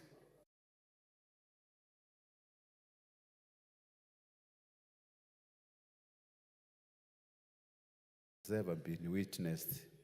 Mr. Speaker, I want to thank the Budget and Appropriation Committee, of course, for the work they have done. This year, they have had to contend with doing 2 appropriations bill in a span of less than 4 months because of the historical happening we witnessed recently in our constituency during these Gen Z activities, Mr. Speaker. Let me support it, but with a lot of reservation, Mr. Speaker. Number 1, JSS education sector has won by confirming our interns. But, Mr. Speaker, if you look at the primary schools, we have got over 300,000 trained primary school teachers who we have totally forgotten as far as employment in the education sector is concerned, Mr. Speaker. Where are we condemning these 300,000 P1 trained teachers, Mr. Speaker? That is an aspect we need to look very carefully, Mr. Speaker, going forward. The other issue in the education sector, while we appreciate the CDF is remaining constant, and let us stop misleading this House, CDF is going to remain the way it was since the last financial year, Mr. Speaker. I would like us to focus on the issue of infrastructure in our technical institutes, in our universities, in our primary schools, in our secondary schools, Mr. Speaker. Now the sector has hugely been affected, and we are going to witness what we call crisis in the education sector because of the 5 billion budget cut, Mr. Speaker. Mr. Speaker, on the issue of agriculture, that is okay. We need to give our farmers fertilizer so that the productivity in that economic activity union activity can actually be improved. And the issues of course, Kenya coffee farmers getting more funds will be good. The issue of milk production, Mr. Speaker, which is an essential community in our community, Mr. Speaker, is going to benefit on that. Then, of course, another winning sector is the security. The police officers will be rewarded by salary increment, Mr. Speaker. But, Mr. Speaker, based on the unfolding in our country, I suggest our president, even the Budget and Appropriation Committee, the housing levy we are now paying, why can't we take this money first to go to police officers, make them good housing units instead of actually going commercial way? Let us invest this money, first of all, in improving the public houses we give our civil servants, Mr. Speaker. Then we can generate into economic activities, Mr. Speaker, we are going to witness. Of course, the budget of school feeding program has been retained, but this should be universal. Children are being discriminated, especially the areas which are regarded as not marginalized. Like my constituency, I don't have an existing feeding program. We need to feed our students and our pupils all over the country without discriminating them, whether you are coming from a livestock or another community, Mr. Speaker. So I think going forward, the next financial year, we need to put what we call feeding program in all our primary and secondaries, especially primary schools, Mr. Speaker. Mr. Speaker, now, the country doesn't need austerity measures. What country needs is economic stimulus, Mr. Speaker. When the government is not spending, there is no economic growth, Mr. Speaker.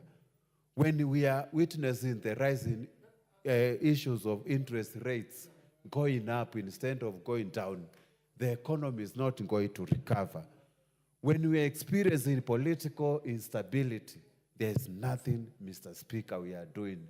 So, Mr. Speaker, I suggest, while it is appropriate to put austerity measures, we need to form a task force that is going to oversight what we call economic stimulation program, Mr. Speaker, for our country to be able to grow economically, Mr. Speaker.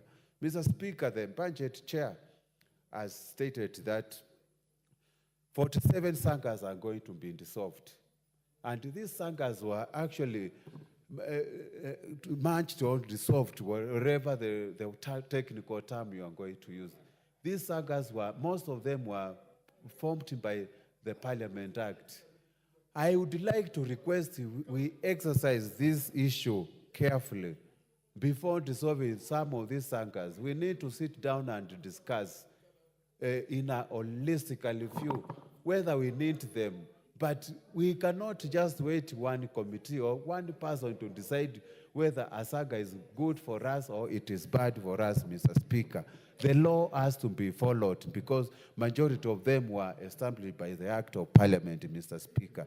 Mr. Speaker, the issues of revenue collection needs to be relooked in our economy. I am sure whatever we are taxing Kenyans is sufficient to support growth, especially in our electricity sector, which has been adversely affected. Each of the constituencies could have gotten 50 million, but the money we are paying as taxes, we can afford to give each and every constituency, each and every Kenyan, each and every institution set up by the Parliament, we can give electricity, and which is a basic thing, Mr. Speaker. With those few remarks, I support, and I still insist, let us relook at the supplementary too, and reinstate these funds for electricity. Every Kenyan is entitled to have electricity, water, and food. Thank you, Mr. Speaker. I support. The Honorable Dr. Makali Mulu, the MP for Kitui Central. Thank you, Honorable Speaker. Honorable Speaker, I also stand to support this. And as a member of the Budget Committee, let me make these two statements, opening statements, just to put the record straight in terms of what Honorable Oundo and part of what Honorable Sienen has said. Honorable Speaker, if you want to get the details of the budget in terms of itemized details, the Budget and Appropriation Committee did a report which was discussed last week. So that's why you find the details in terms of the changes which have been summarized into this bill. The second point, Honorable Speaker, the fact that we are proposing some changes to the parastatals or these sagas does not mean that we will not use the law. I want to remind honorable members that, honorable members, you did pass a law called Privatization Act. And that act stipulates very clearly what needs to be done before a parastatal or a saga is either privatized or merged with another one. So the law is very clear, it will be followed. My comments on this supplementary bill, Honorable Speaker, are as follows. Last week we did discuss the budget appropriation report. Last week we also went through a committee of supply, which was a committee of the whole House. And this is just a summary of the things we discussed last week. So in short, Honorable Speaker, you will not find anything new in this bill which was not captured in those other reports.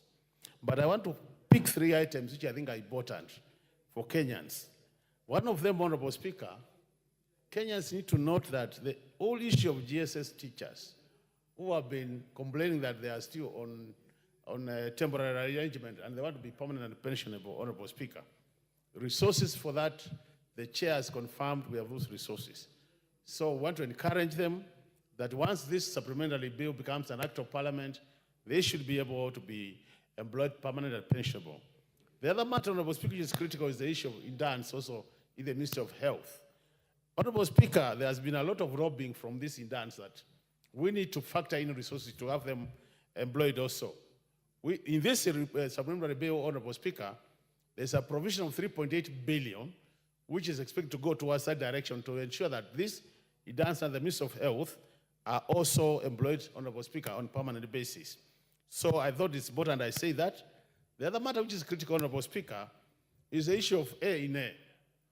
Honorable Speaker, after we made a decision to scale down the budget because of the issues of the withdrawal of the finance bill, a lot of institutions have come up with proposals to have their ceiling for A improved or raised, Honorable Speaker. And what that means, Honorable Speaker, is that the whole area of A in terms of the way we generate our resources requires to be thoroughly checked so that we know what is the potential for each MDA so that we don't have areas where they collect more than they are reporting. In that case, we have what we call underreporting because it is very dangerous, Honorable Speaker. What it means is they will have more resources as compared to what we have appropriated for them. And that leads to either unnecessary expenditure or expenditure which is not controlled by Treasury. But, Honorable Speaker, 3 observations which I think is important as we move to the future. One of them, Honorable Speaker, is if you look at this supplementary bill, a lot of money has been reduced on development budget. And that's why I want to agree with Honorable CNN. Honorable Speaker, if we are not able to carry out economic activities in this country through development budget, then we cannot talk about economic growth. If we can't talk about economic growth, Honorable Speaker, it means issues of employment creation and all that. So this is an area, Honorable Speaker, we need to consider as a House, as we move through the future, how can we ensure that we have more money for development as opposed to more money for recurrent? In that case, we'll be helping the economy. The other matter, Honorable Speaker, which is critical, is the issue of budget deficits. I realized initially when we started discussing this, we were saying we'll be borrowing about 141 billion, Honorable Speaker. From this bill, this figure has moved up to 170 billion. What it says, Honorable Speaker, is that our appetite for borrowing still continues to be there, Honorable Speaker. And we have said very many times, this area of public debt is an area we really, seriously as a country, need to discuss and agree on way forward. For example, the budget deficit has now moved from 3.8 to 4.3%. And it is obvious, Honorable Speaker, it is very difficult to develop a country through borrowing. I think time has come when we must look at our public debt and say, what do we want as Kenyans? I think Kenyans out there, they have told us that borrow less, see whether we can use our own resources. And what Kenyans have said, since they have said they don't want to be taxed more, what it means, Honorable Speaker, is can we look at our expenditure items and come up with a good prioritization of the expenditure items so that at the end of the day, Honorable Speaker, we only fund what's very key or what is very core for this country. And in that case, we'll be growing the economy, and Honorable Speaker will be helping this country. So as I conclude, Honorable Speaker, because those are the only things I wanted to say, our colleague and friend, Honorable Bandi, who we've worked together on these matters of budget for a long time, is the man who is supposed now to be dealing with this budget, Honorable Speaker. And I can tell you, Honorable Speaker, it is not going to be easy. So I just want to say, we wish him well. He has been having very good ideas together with me. Now he has the opportunity to implement what we have been saying should be implemented. I will be still reminding him what we have been saying every day so that we help this country move to the next level. What I want to appreciate most is now that we agree this side of this divide of the House has some brains which can help this country. We want now to make sure that we use this brain called Bandi so that we move Kenya to the next level. I'm convinced he has what it takes to move Kenya to the next level, but he has to implement what we have been discussing with him. For him to implement that, Honorable Speaker, he will require the political goodwill from the highest office. So I want to plead the highest office to provide that political goodwill. Because if it is not there, Honorable Speaker, we'll be going back to where we have always been. Thank you, Honorable Speaker. Honorable Makali Mulu, before you, because you have some 1 or 2 minutes, you know you are a long-serving member of the Budget and Appropriations Committee. And thank you for the compliments to our colleague, the Honorable John Badi. But Honorable Makali, informed the House something at page 910. This line R2044, now that you are in the Budget and Appropriations Committee, you see the last item there? Yeah, last item is... this Senate legislation and oversight, is it inclusive of that thing called Senate Oversight Fund, or it excludes it? Yeah, Honorable Speaker, if you look at the detailed report, we did agree that there was some money for Senate oversight. So this figure includes part of that money. But what we said as a committee, and it is probably documented, is that there should be a very clear framework on how this resource will be utilized. So that by having this framework, we'll also ensure that there is also accountability for the same resources.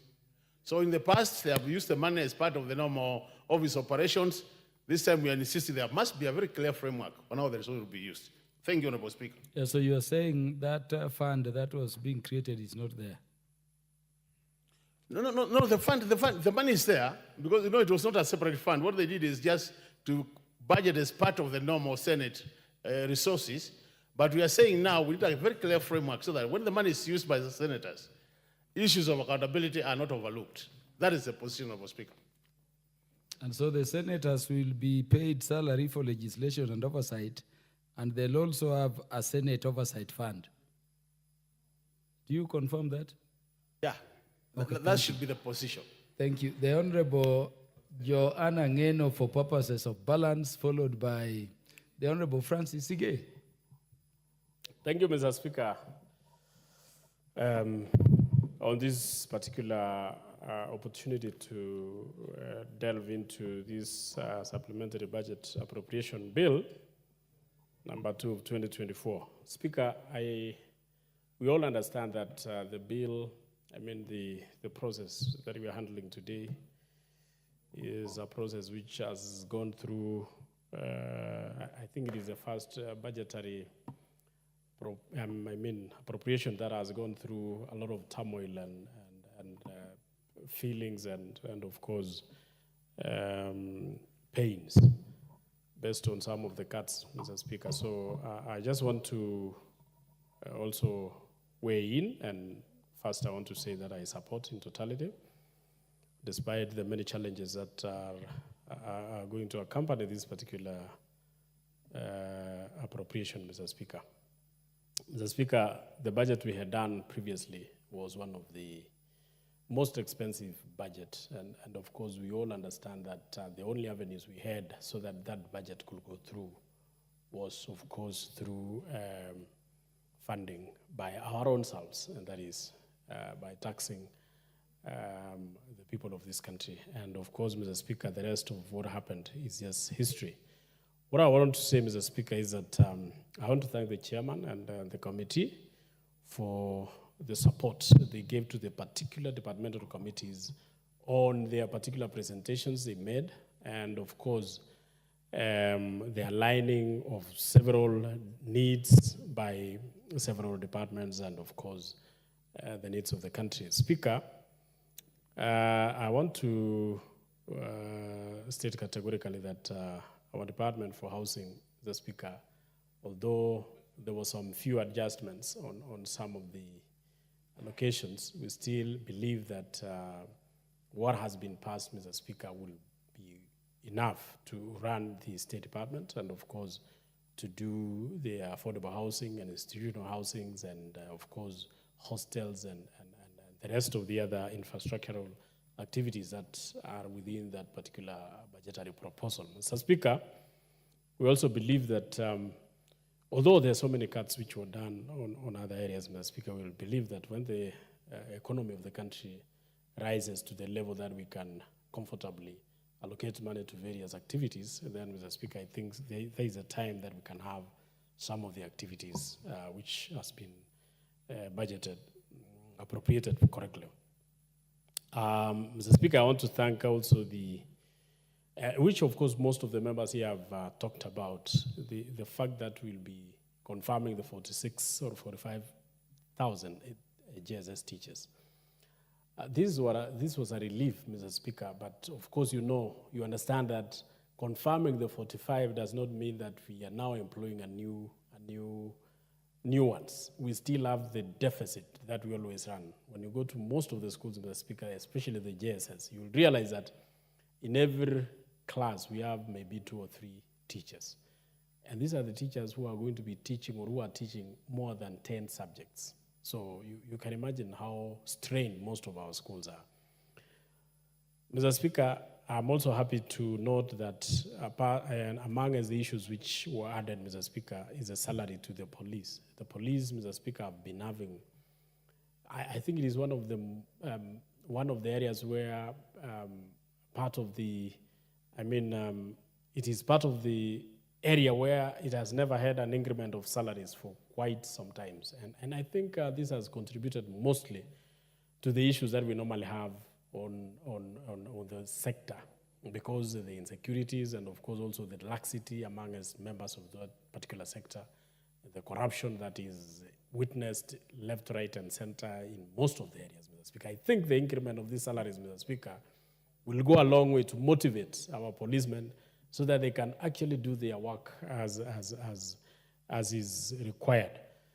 Mr. Speaker, there are also so many other things, Mr. Speaker, but my greatest elation, Mr. Speaker, is the reduction on areas where we think there has been a lot of wastages. Mr. Speaker, I've once said, Mr. Speaker, that if we really care about this country, and especially the fact that we cannot be collecting taxes from Kenyans painfully and spend them recklessly on the other side, Mr. Speaker, I've always said that let us collect money, let us collect taxes from our people, but let us also use the taxes that we are collecting from our people prudently so that the pain people go through while they are giving out those monies, Mr. Speaker, is commensurate to the work that is being done by the money that is collected. And I once said, and most of the members even of this House, Mr. Speaker, condemned me. I said, these unnecessary travels, both by this House, both by all the houses, both the Senate and the county assemblies, governors, even the members of the executive, Mr. Speaker, we reduce these travels. We can get a lot of money that can go towards development instead of what is normally utilized for. Mr. Speaker, if you look at some of the areas, like, for example, travels and hospitalities, how much money are we spending on hospitalities, Mr. Speaker? So that when you go to most of these offices, there are so many expensive things which are bought in those offices, and that has nothing to do with the delivery of services. Mr. Speaker, those are things which I would wish every now and then the committee that is concerned with the budget proposals and of course appropriation should look into and ensure that you cut completely all those areas where wastages normally occur. Mr. Speaker, look at the number of vehicles. I'm one of those proponents, Mr. Speaker, who I always thank the great president of this country, who is the third, I think it was the third president, Mheshimiwa Kibaki, for the austerity measures he actually introduced in the government, Mr. Speaker. I remember before he took office, most of the cabinet secretaries, PSS, and everybody else who was working with it, even the CEOs, were driving luxurious vehicles, fuel guzzlers. But the president introduced the use of small vehicles. And Mr. Speaker, I think this is something also that the current president should take into consideration, so that whatever wastage that we have in terms of vehicles, one vehicle is enough for wherever travels. One vehicle is enough for a cabinet secretary. One vehicle is enough for a PS, and not all these big vehicles, because where these people are traveling between their homes and the offices is a short distance, Mr. Speaker. So I think those are the areas that we can use austerity measures to reduce the cost and the wastage that we are spending on those particular areas. Mr. Speaker, look at the counties, Mr. Speaker, how much they are spending their monies. Mr. Speaker, every year we are sending over 350 billion to counties, Mr. Speaker. But when you go and try and search for developments that has been done by these monies, Mr. Speaker, most of the money that is sent to every county, Mr. Speaker, 80% goes for luxuries and all those that we call, all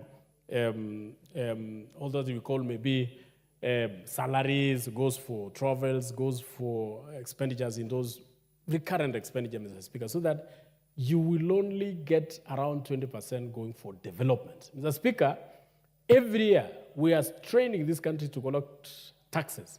Every year those monies are sent to the counties. Every year those monies that are sent to the counties, Mr. Speaker, are spent recklessly on matters that does not bring anything to the table on the citizens that we are taxing. Mr. Speaker, I also wish, Mr. Speaker, I don't know what kind of amendment should be brought, Mr. Speaker, towards this allocation that is going towards counties, Mr. Speaker. When you look at the way sometimes some of the CDF expenditures are done, Mr. Speaker, around 90% goes for development, pure development. 10% only goes for recurrent and administration. Mr. Speaker, I wish we bring an amendment, and I wish the Senate should bring an amendment to the Counties Act, Mr. Speaker, so that whatever money is sent to the counties, Mr. Speaker, 80% should go for development. Only 20% should go for recurrent expenditure. Mr. Speaker, if we were to do that, every village, every ward, every constituency in this country, Mr. Speaker, will feel the development of this country. But if things remain the way it is right now, Mr. Speaker, I don't think there is going to be any meaningful development in the country on site. Lastly, Mr. Speaker, we must also, as a house, ensure that whatever we budget, the appropriation that we do to this, in this house, Mr. Speaker, goes towards real development, roads, electricity, water, and of course, the bursaries, Mr. Speaker. When you look at how much we are appropriating every year in this house, Mr. Speaker, and then you go to the village and find there are no roads. Mr. Speaker, I think it is high time also we ensure that we ring fence some of the allocations towards roads in the village. Chairman, 2 minutes. 2 minutes, thank you. Thank you, Mr. Chair, Mr. Speaker, for allowing me those 2 minutes. You see, Mr. Speaker, if we do what we call equity in the budget appropriation, budget making process, Mr. Speaker, if this country, if we allocate 2.5 billion to every constituency in this country, Mr. Speaker, towards low volume 10-kilometer roads, that money goes only to 145 billion. Mr. Speaker, if we allocate 72 billion, which will be something like 250 million in every constituency, Mr. Speaker, towards water, every village in this country, Mr. Speaker, will feel that there is money being allocated, Mr. Speaker. That is only 72 billion. If you allocate 100 million in every constituency, Mr. Speaker, towards electricity, every village, every household, every school, every center, Mr. Speaker, will feel electricity. And it is only 100 million. That goes to 29 billion in the whole budget, Mr. Speaker. If You overturn the budget that we normally, the bursaries that we normally allocate in CDF, we allocate as counties, you allocate as the national government, the presidential bursaries. Mr. Speaker, if all those monies are collected, it adds to 70 billion. If that money is sent to secondary schools, Mr. Speaker, secondary school education will be free. You will pay nothing. So, Mr. Speaker, when you add all this, the money to roads, to every constituency, the money for water in every constituency, the money for electricity in every constituency, bursaries to every secondary school, Mr. Speaker, that is only 316 billion Kenya shillings, Mr. Speaker. How much are we appropriating today? 3 trillion, 4 trillion. But when you go to the village, there is no road. You go to the village, there is no water. You go to the village, there is no electricity. So, Mr. Speaker, I think it is high time as this House also we look at how we do our budgets so that we can ring-fence the allocation to the real issues that we have in our villages. Lastly, Mr. Speaker, on the Hustler Fund. Hustler Fund was one of the the best introduction to our economy by His Excellency the President. But you see, Mr. Speaker, it has not been felt correctly in the ground. It is actually behaving like the Fuliza that we used to have in our systems. Mr. Speaker, if you divide the 50 billion that we allocate to Hustler Fund among us 290 constituencies, every constituency will go with 172 million. 172 million, Mr. Speaker, if the groups or if it is injected in the usual ways of fund, we will have several groups in our villages, Mr. Speaker, especially youth groups, women groups, getting this money, and this money will be properly in circulation, and people would have felt it. Unlike what we have now. People have borrowed these like Fuliza, and they have disappeared. Some of them have just thrown away their SIM cards, and they are not paying back. So, Mr. Speaker, I think also this House has to take up the role of appropriating the Hustler Fund to be taken directly to the constituency so that youths and women can form groups and get empowered through this money. Mr. Speaker, I thank you, and I thank this House, and I support. Thank you, Chairman. The Honorable Commissioner Ambassador Francis Sigei, MP for Sotik.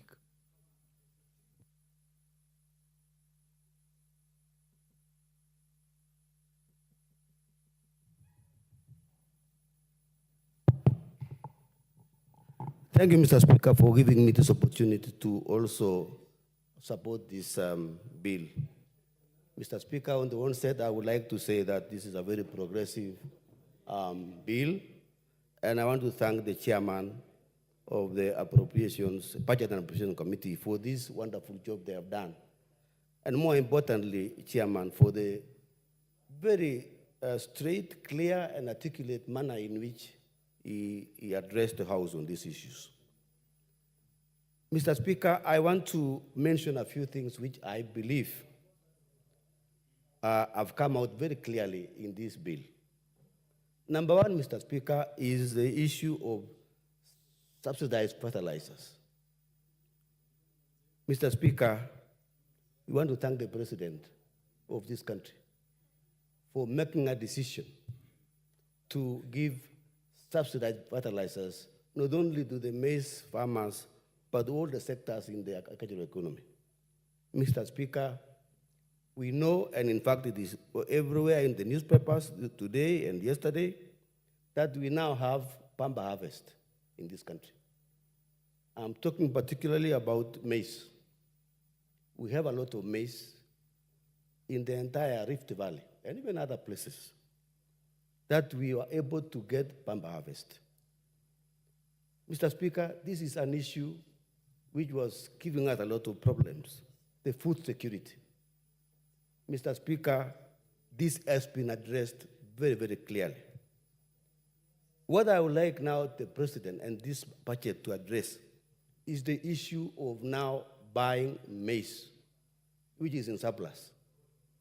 Mr. Speaker, for many years, the farmers who are dealing with crops like maize have been having a very raw deal in the mere fact that whenever they have surplus, it's a problem in disposing this produce, and therefore they will not get the value for the money. Mr. Speaker, I would like to ask the ministry, the budget committee, to address this issue. Mr. Speaker, I also want to say I'm very grateful, particularly for dairy farming, that this budget is going to address the issue of subsidizing, looking at the price. And this has been stated by the head of state, that the price per liter for maize in this country will not come below 50 shillings. And therefore, our farmers are going to be very happy with this bill. Mr. Speaker, I want to also thank the chairman of this Budget and Appropriation Committee for addressing the issue of the police officers. Mr. Speaker, I sit in that committee of Administration and Internal Security, and we really were very disheartened when we had a very big cut on security. And Mr. Speaker, I want to tell you and tell this House that the police officers are really working under duress, Mr. Speaker. And we know that they are very important officers in this country. You can also attest to the fact that our police officers are also doing a good job. Mr. Speaker, in Haiti, for example, the officers who have gone to Haiti, and when they were leaving to Haiti, we had a lot of skepticism when they were going there. But now, Mr. Speaker, these officers are doing a fantastic job in Haiti. In fact, we have seen that they were able to tackle the gangs who are in the streets in that country. So, Mr. Speaker, we need to address other issues for our officers. They are living in pathetic situations. The houses they are living, Mr. Speaker, are in pathetic and horrible situations. And therefore, I think in the next budget, Mr. Speaker, we need to address the issue of housing. And in fact, also, Mr. Speaker, we had the issue of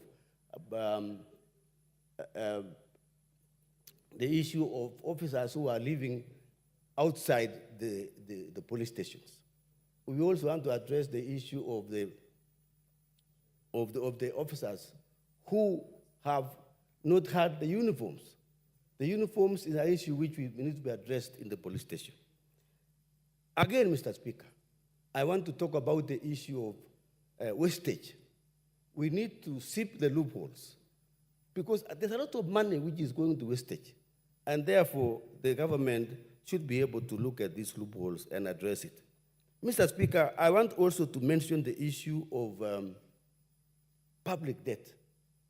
Mr. Speaker, I want to believe that when signing of loans in this country, either between countries or between organizations like IMF, World Bank, and this country, we need to be very thorough in looking at what it involves, what is the interest, and we should have public participation so that we know what we are signing for. Sometimes, Mr. Speaker, in the past, we have seen loans being signed without knowing the details and what it entails to have this thing. So, Mr. Speaker, I would like to see that this issue of loans being audited and doing a lot of audits so that can be able to know what is happening. Mr. Speaker, I also we need to look at the issue of employment, Mr. Speaker, because when the Gen Zs came to this parliament, there were issues which they raised and they're pertinent. And employment is a very big issue which we need to look at. And therefore, we need to look at the issue of direct investment, finance, which are supposed to be invested in this country. We need to attract foreign investors who should come to this country and invest in manufacturing industries and other areas which can be able to give us employment. Also, the issue of value addition, Mr. Speaker. But I know this cannot address the issue of value of investment now. Chair, Mr. Speaker, I want to lastly speak about speak about the domestic borrowing. I think, Mr. Speaker, we need to look more of borrowing within this country, within the domestic industry, so that we can be able to stop over-relying on the foreign borrowing. Mr. Speaker, there is one thing which I want to mention, and this is the last one, is the issue of teachers. I want to say the issue of absorbing the 6,000 teachers in this country was a very big plus for the budget. People who were hired as interns, teachers, who are going to give us problems. In fact, already they were demonstrating, and we would like to applaud the budget committee for actually retaining these teachers. And that also goes for the intern doctors, who are going to give us some valuable services for this country so that we can be able to reduce the issues. We need to have more teachers. Mr. Speaker, I want to ask the budget committee, in the next budget, they need to address the issue of the 20,000 teachers to be employed so that we can be able to reduce the problem which we have in education. Mr. Speaker, there's an issue which I want to address which is not in this budget, Mr. Speaker, the issue of peace in this country. I think if we are going to address the issue of budget, we need to equally address the issue of peace in this country. Mr. Speaker, when we had a problem here in Parliament, everybody knew that security is paramount. And each of us, any of us who was here in Parliament, had to run for their lives. Mr. Speaker, peace is very important. And everybody in this country must address the issue of peace. We must keep peace in this country, and every Kenyan must be able to take part in ensuring that peace prevails in this country. For any development, for any budget, peace is very, very crucial. Mr. Speaker, I support this bill. Thank you. Thank you, Ambassador. The Honorable John Gitonga. Thank you, Honorable Speaker. I also take toll and rise to support the Supplementary Appropriation Bill number 2 of 2024. Honorable Speaker, I also want to take this opportunity to commend the committee, Budget and Appropriation Committee, especially the chairperson, for Honorable Speaker spending the very last minute trying to come up with a bill. But Honorable Speaker, every member, as I've heard, is in support of what has come out after the experience of the last finance bill. Honorable Speaker, I want to say that one of the things that has actually appeased me is the fact that, Honorable Speaker, we have learned to actually look at internal measures to cut on our costs, to cut on our spending. And Honorable Speaker, this House has also taken toll and reduced on its usage, and many other, Honorable Speaker, ministries and parastatals. And I want to take keen interest, Honorable Speaker, with the merging of parastatals that have been duplicating duties, and also, Honorable Speaker, using taxpayers' money in ways that it is not necessary, Honorable Speaker. Honorable Speaker, I want to call upon this House to actually continue looking at even more ways of reduction of spending in our government that is not necessary.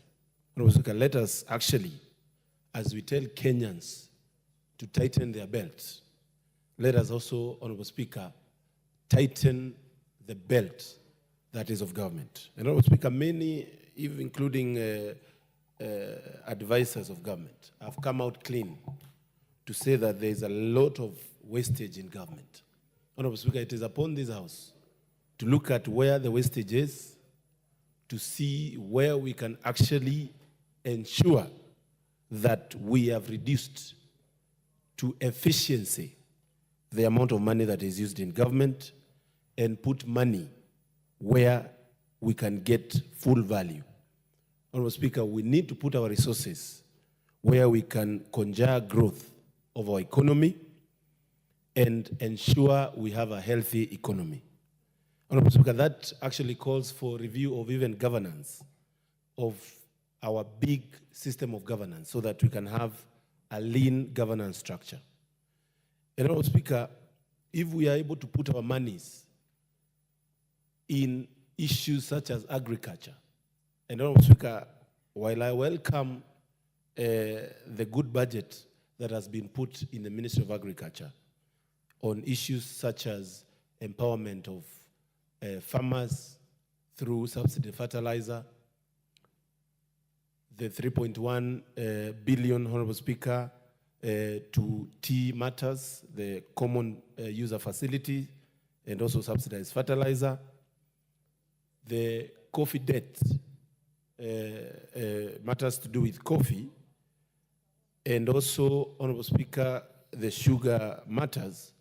I also called upon this House to even look at or even ways we can have even bigger budget, Honorable Speaker, in the agriculture sector. But Honorable Speaker, we have a population of young people that has actually been a burden in terms of the joblessness in the nation, Honorable Speaker. Going to statistics, Honorable Speaker, we have over 2 million graduates without jobs. And Honorable Speaker, 2.3 million in specific. That calls for measures that will ensure that we get jobs for our young people. And Honorable Speaker, where we can get jobs is where we are supposed to even put more money in this as we move forward. And Honorable Speaker, as I normally say, we need to actually look at systems that are working and empower them. We need to ensure we don't reinvent the wheel, but whatever works in this country should always be empowered, Honorable Speaker. And as we are talking about that, Honorable Speaker, where it is touching on our young people, that we have a big population of young people that are jobless, we need to empower that. And I welcome the monies put to employ to permanent and pensionable basis the JSS teachers, the intern doctors, and also, Honorable Speaker, the increment in monies for TVETs, because that is where our young people are. But Honorable Speaker, on the same breath, I want to say that we need to actually see how we can empower monies that are giving cheap credit to our young people who want to go into personal employments. And Honorable Speaker, money is like Uwezo funds. Money is like youth funds. It is a high time we see Treasury looking at how we can put more money in those, because those are systems that work. I have been a witness of how we have empowered young people in Manyata constituency with only 6 million Kenya shillings. I have groups that I've seen develop. Some have opened small hotels and they are making money. Others are doing farming. Others are doing issues to do with poultry farming. And Honorable Speaker, I can see results in those monies.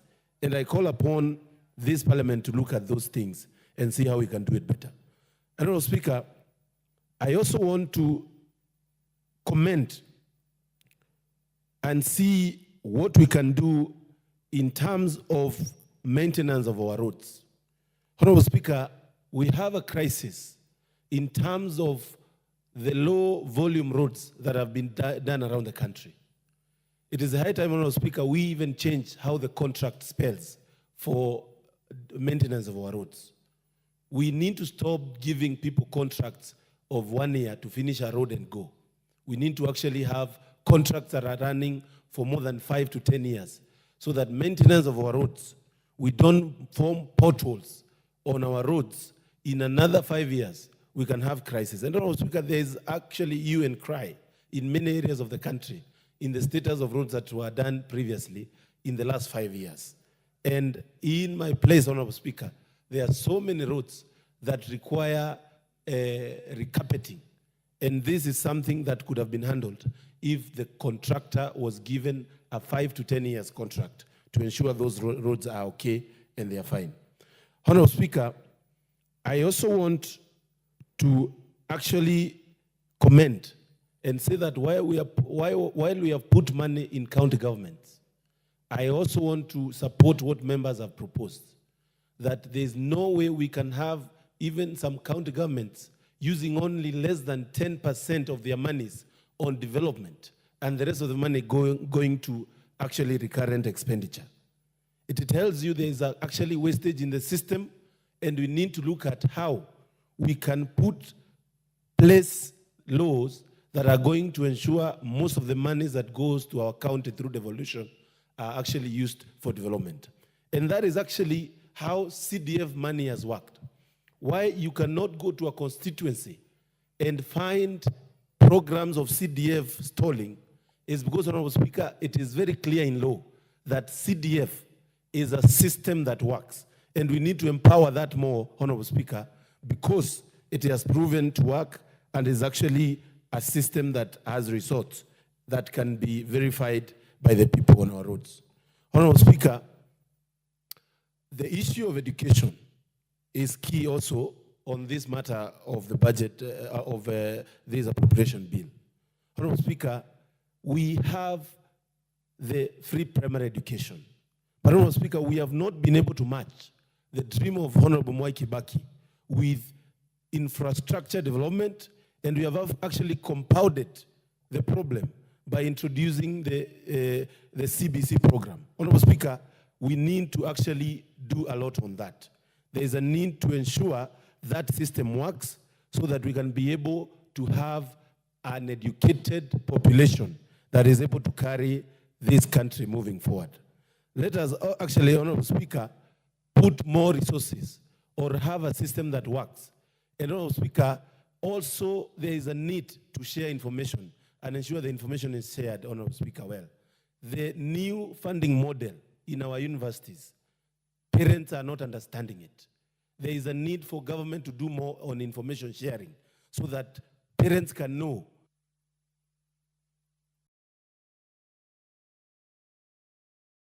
One minute for you to conclude that important point. Honorable Speaker, what I was saying is that the new funding model is a brilliant model, but there is a problem with information because parents are receiving those school fees of 400,000 and they are getting a stroke. Some are actually telling the kid to give up on the courses they want to do. Let the information be shared and let us have clear information from our universities and from government so that parents can know that this model is good and so that we can have our kids learning in peace. Honorable Speaker, I rise and thank you so much for that. Chairman Eric Muchangi.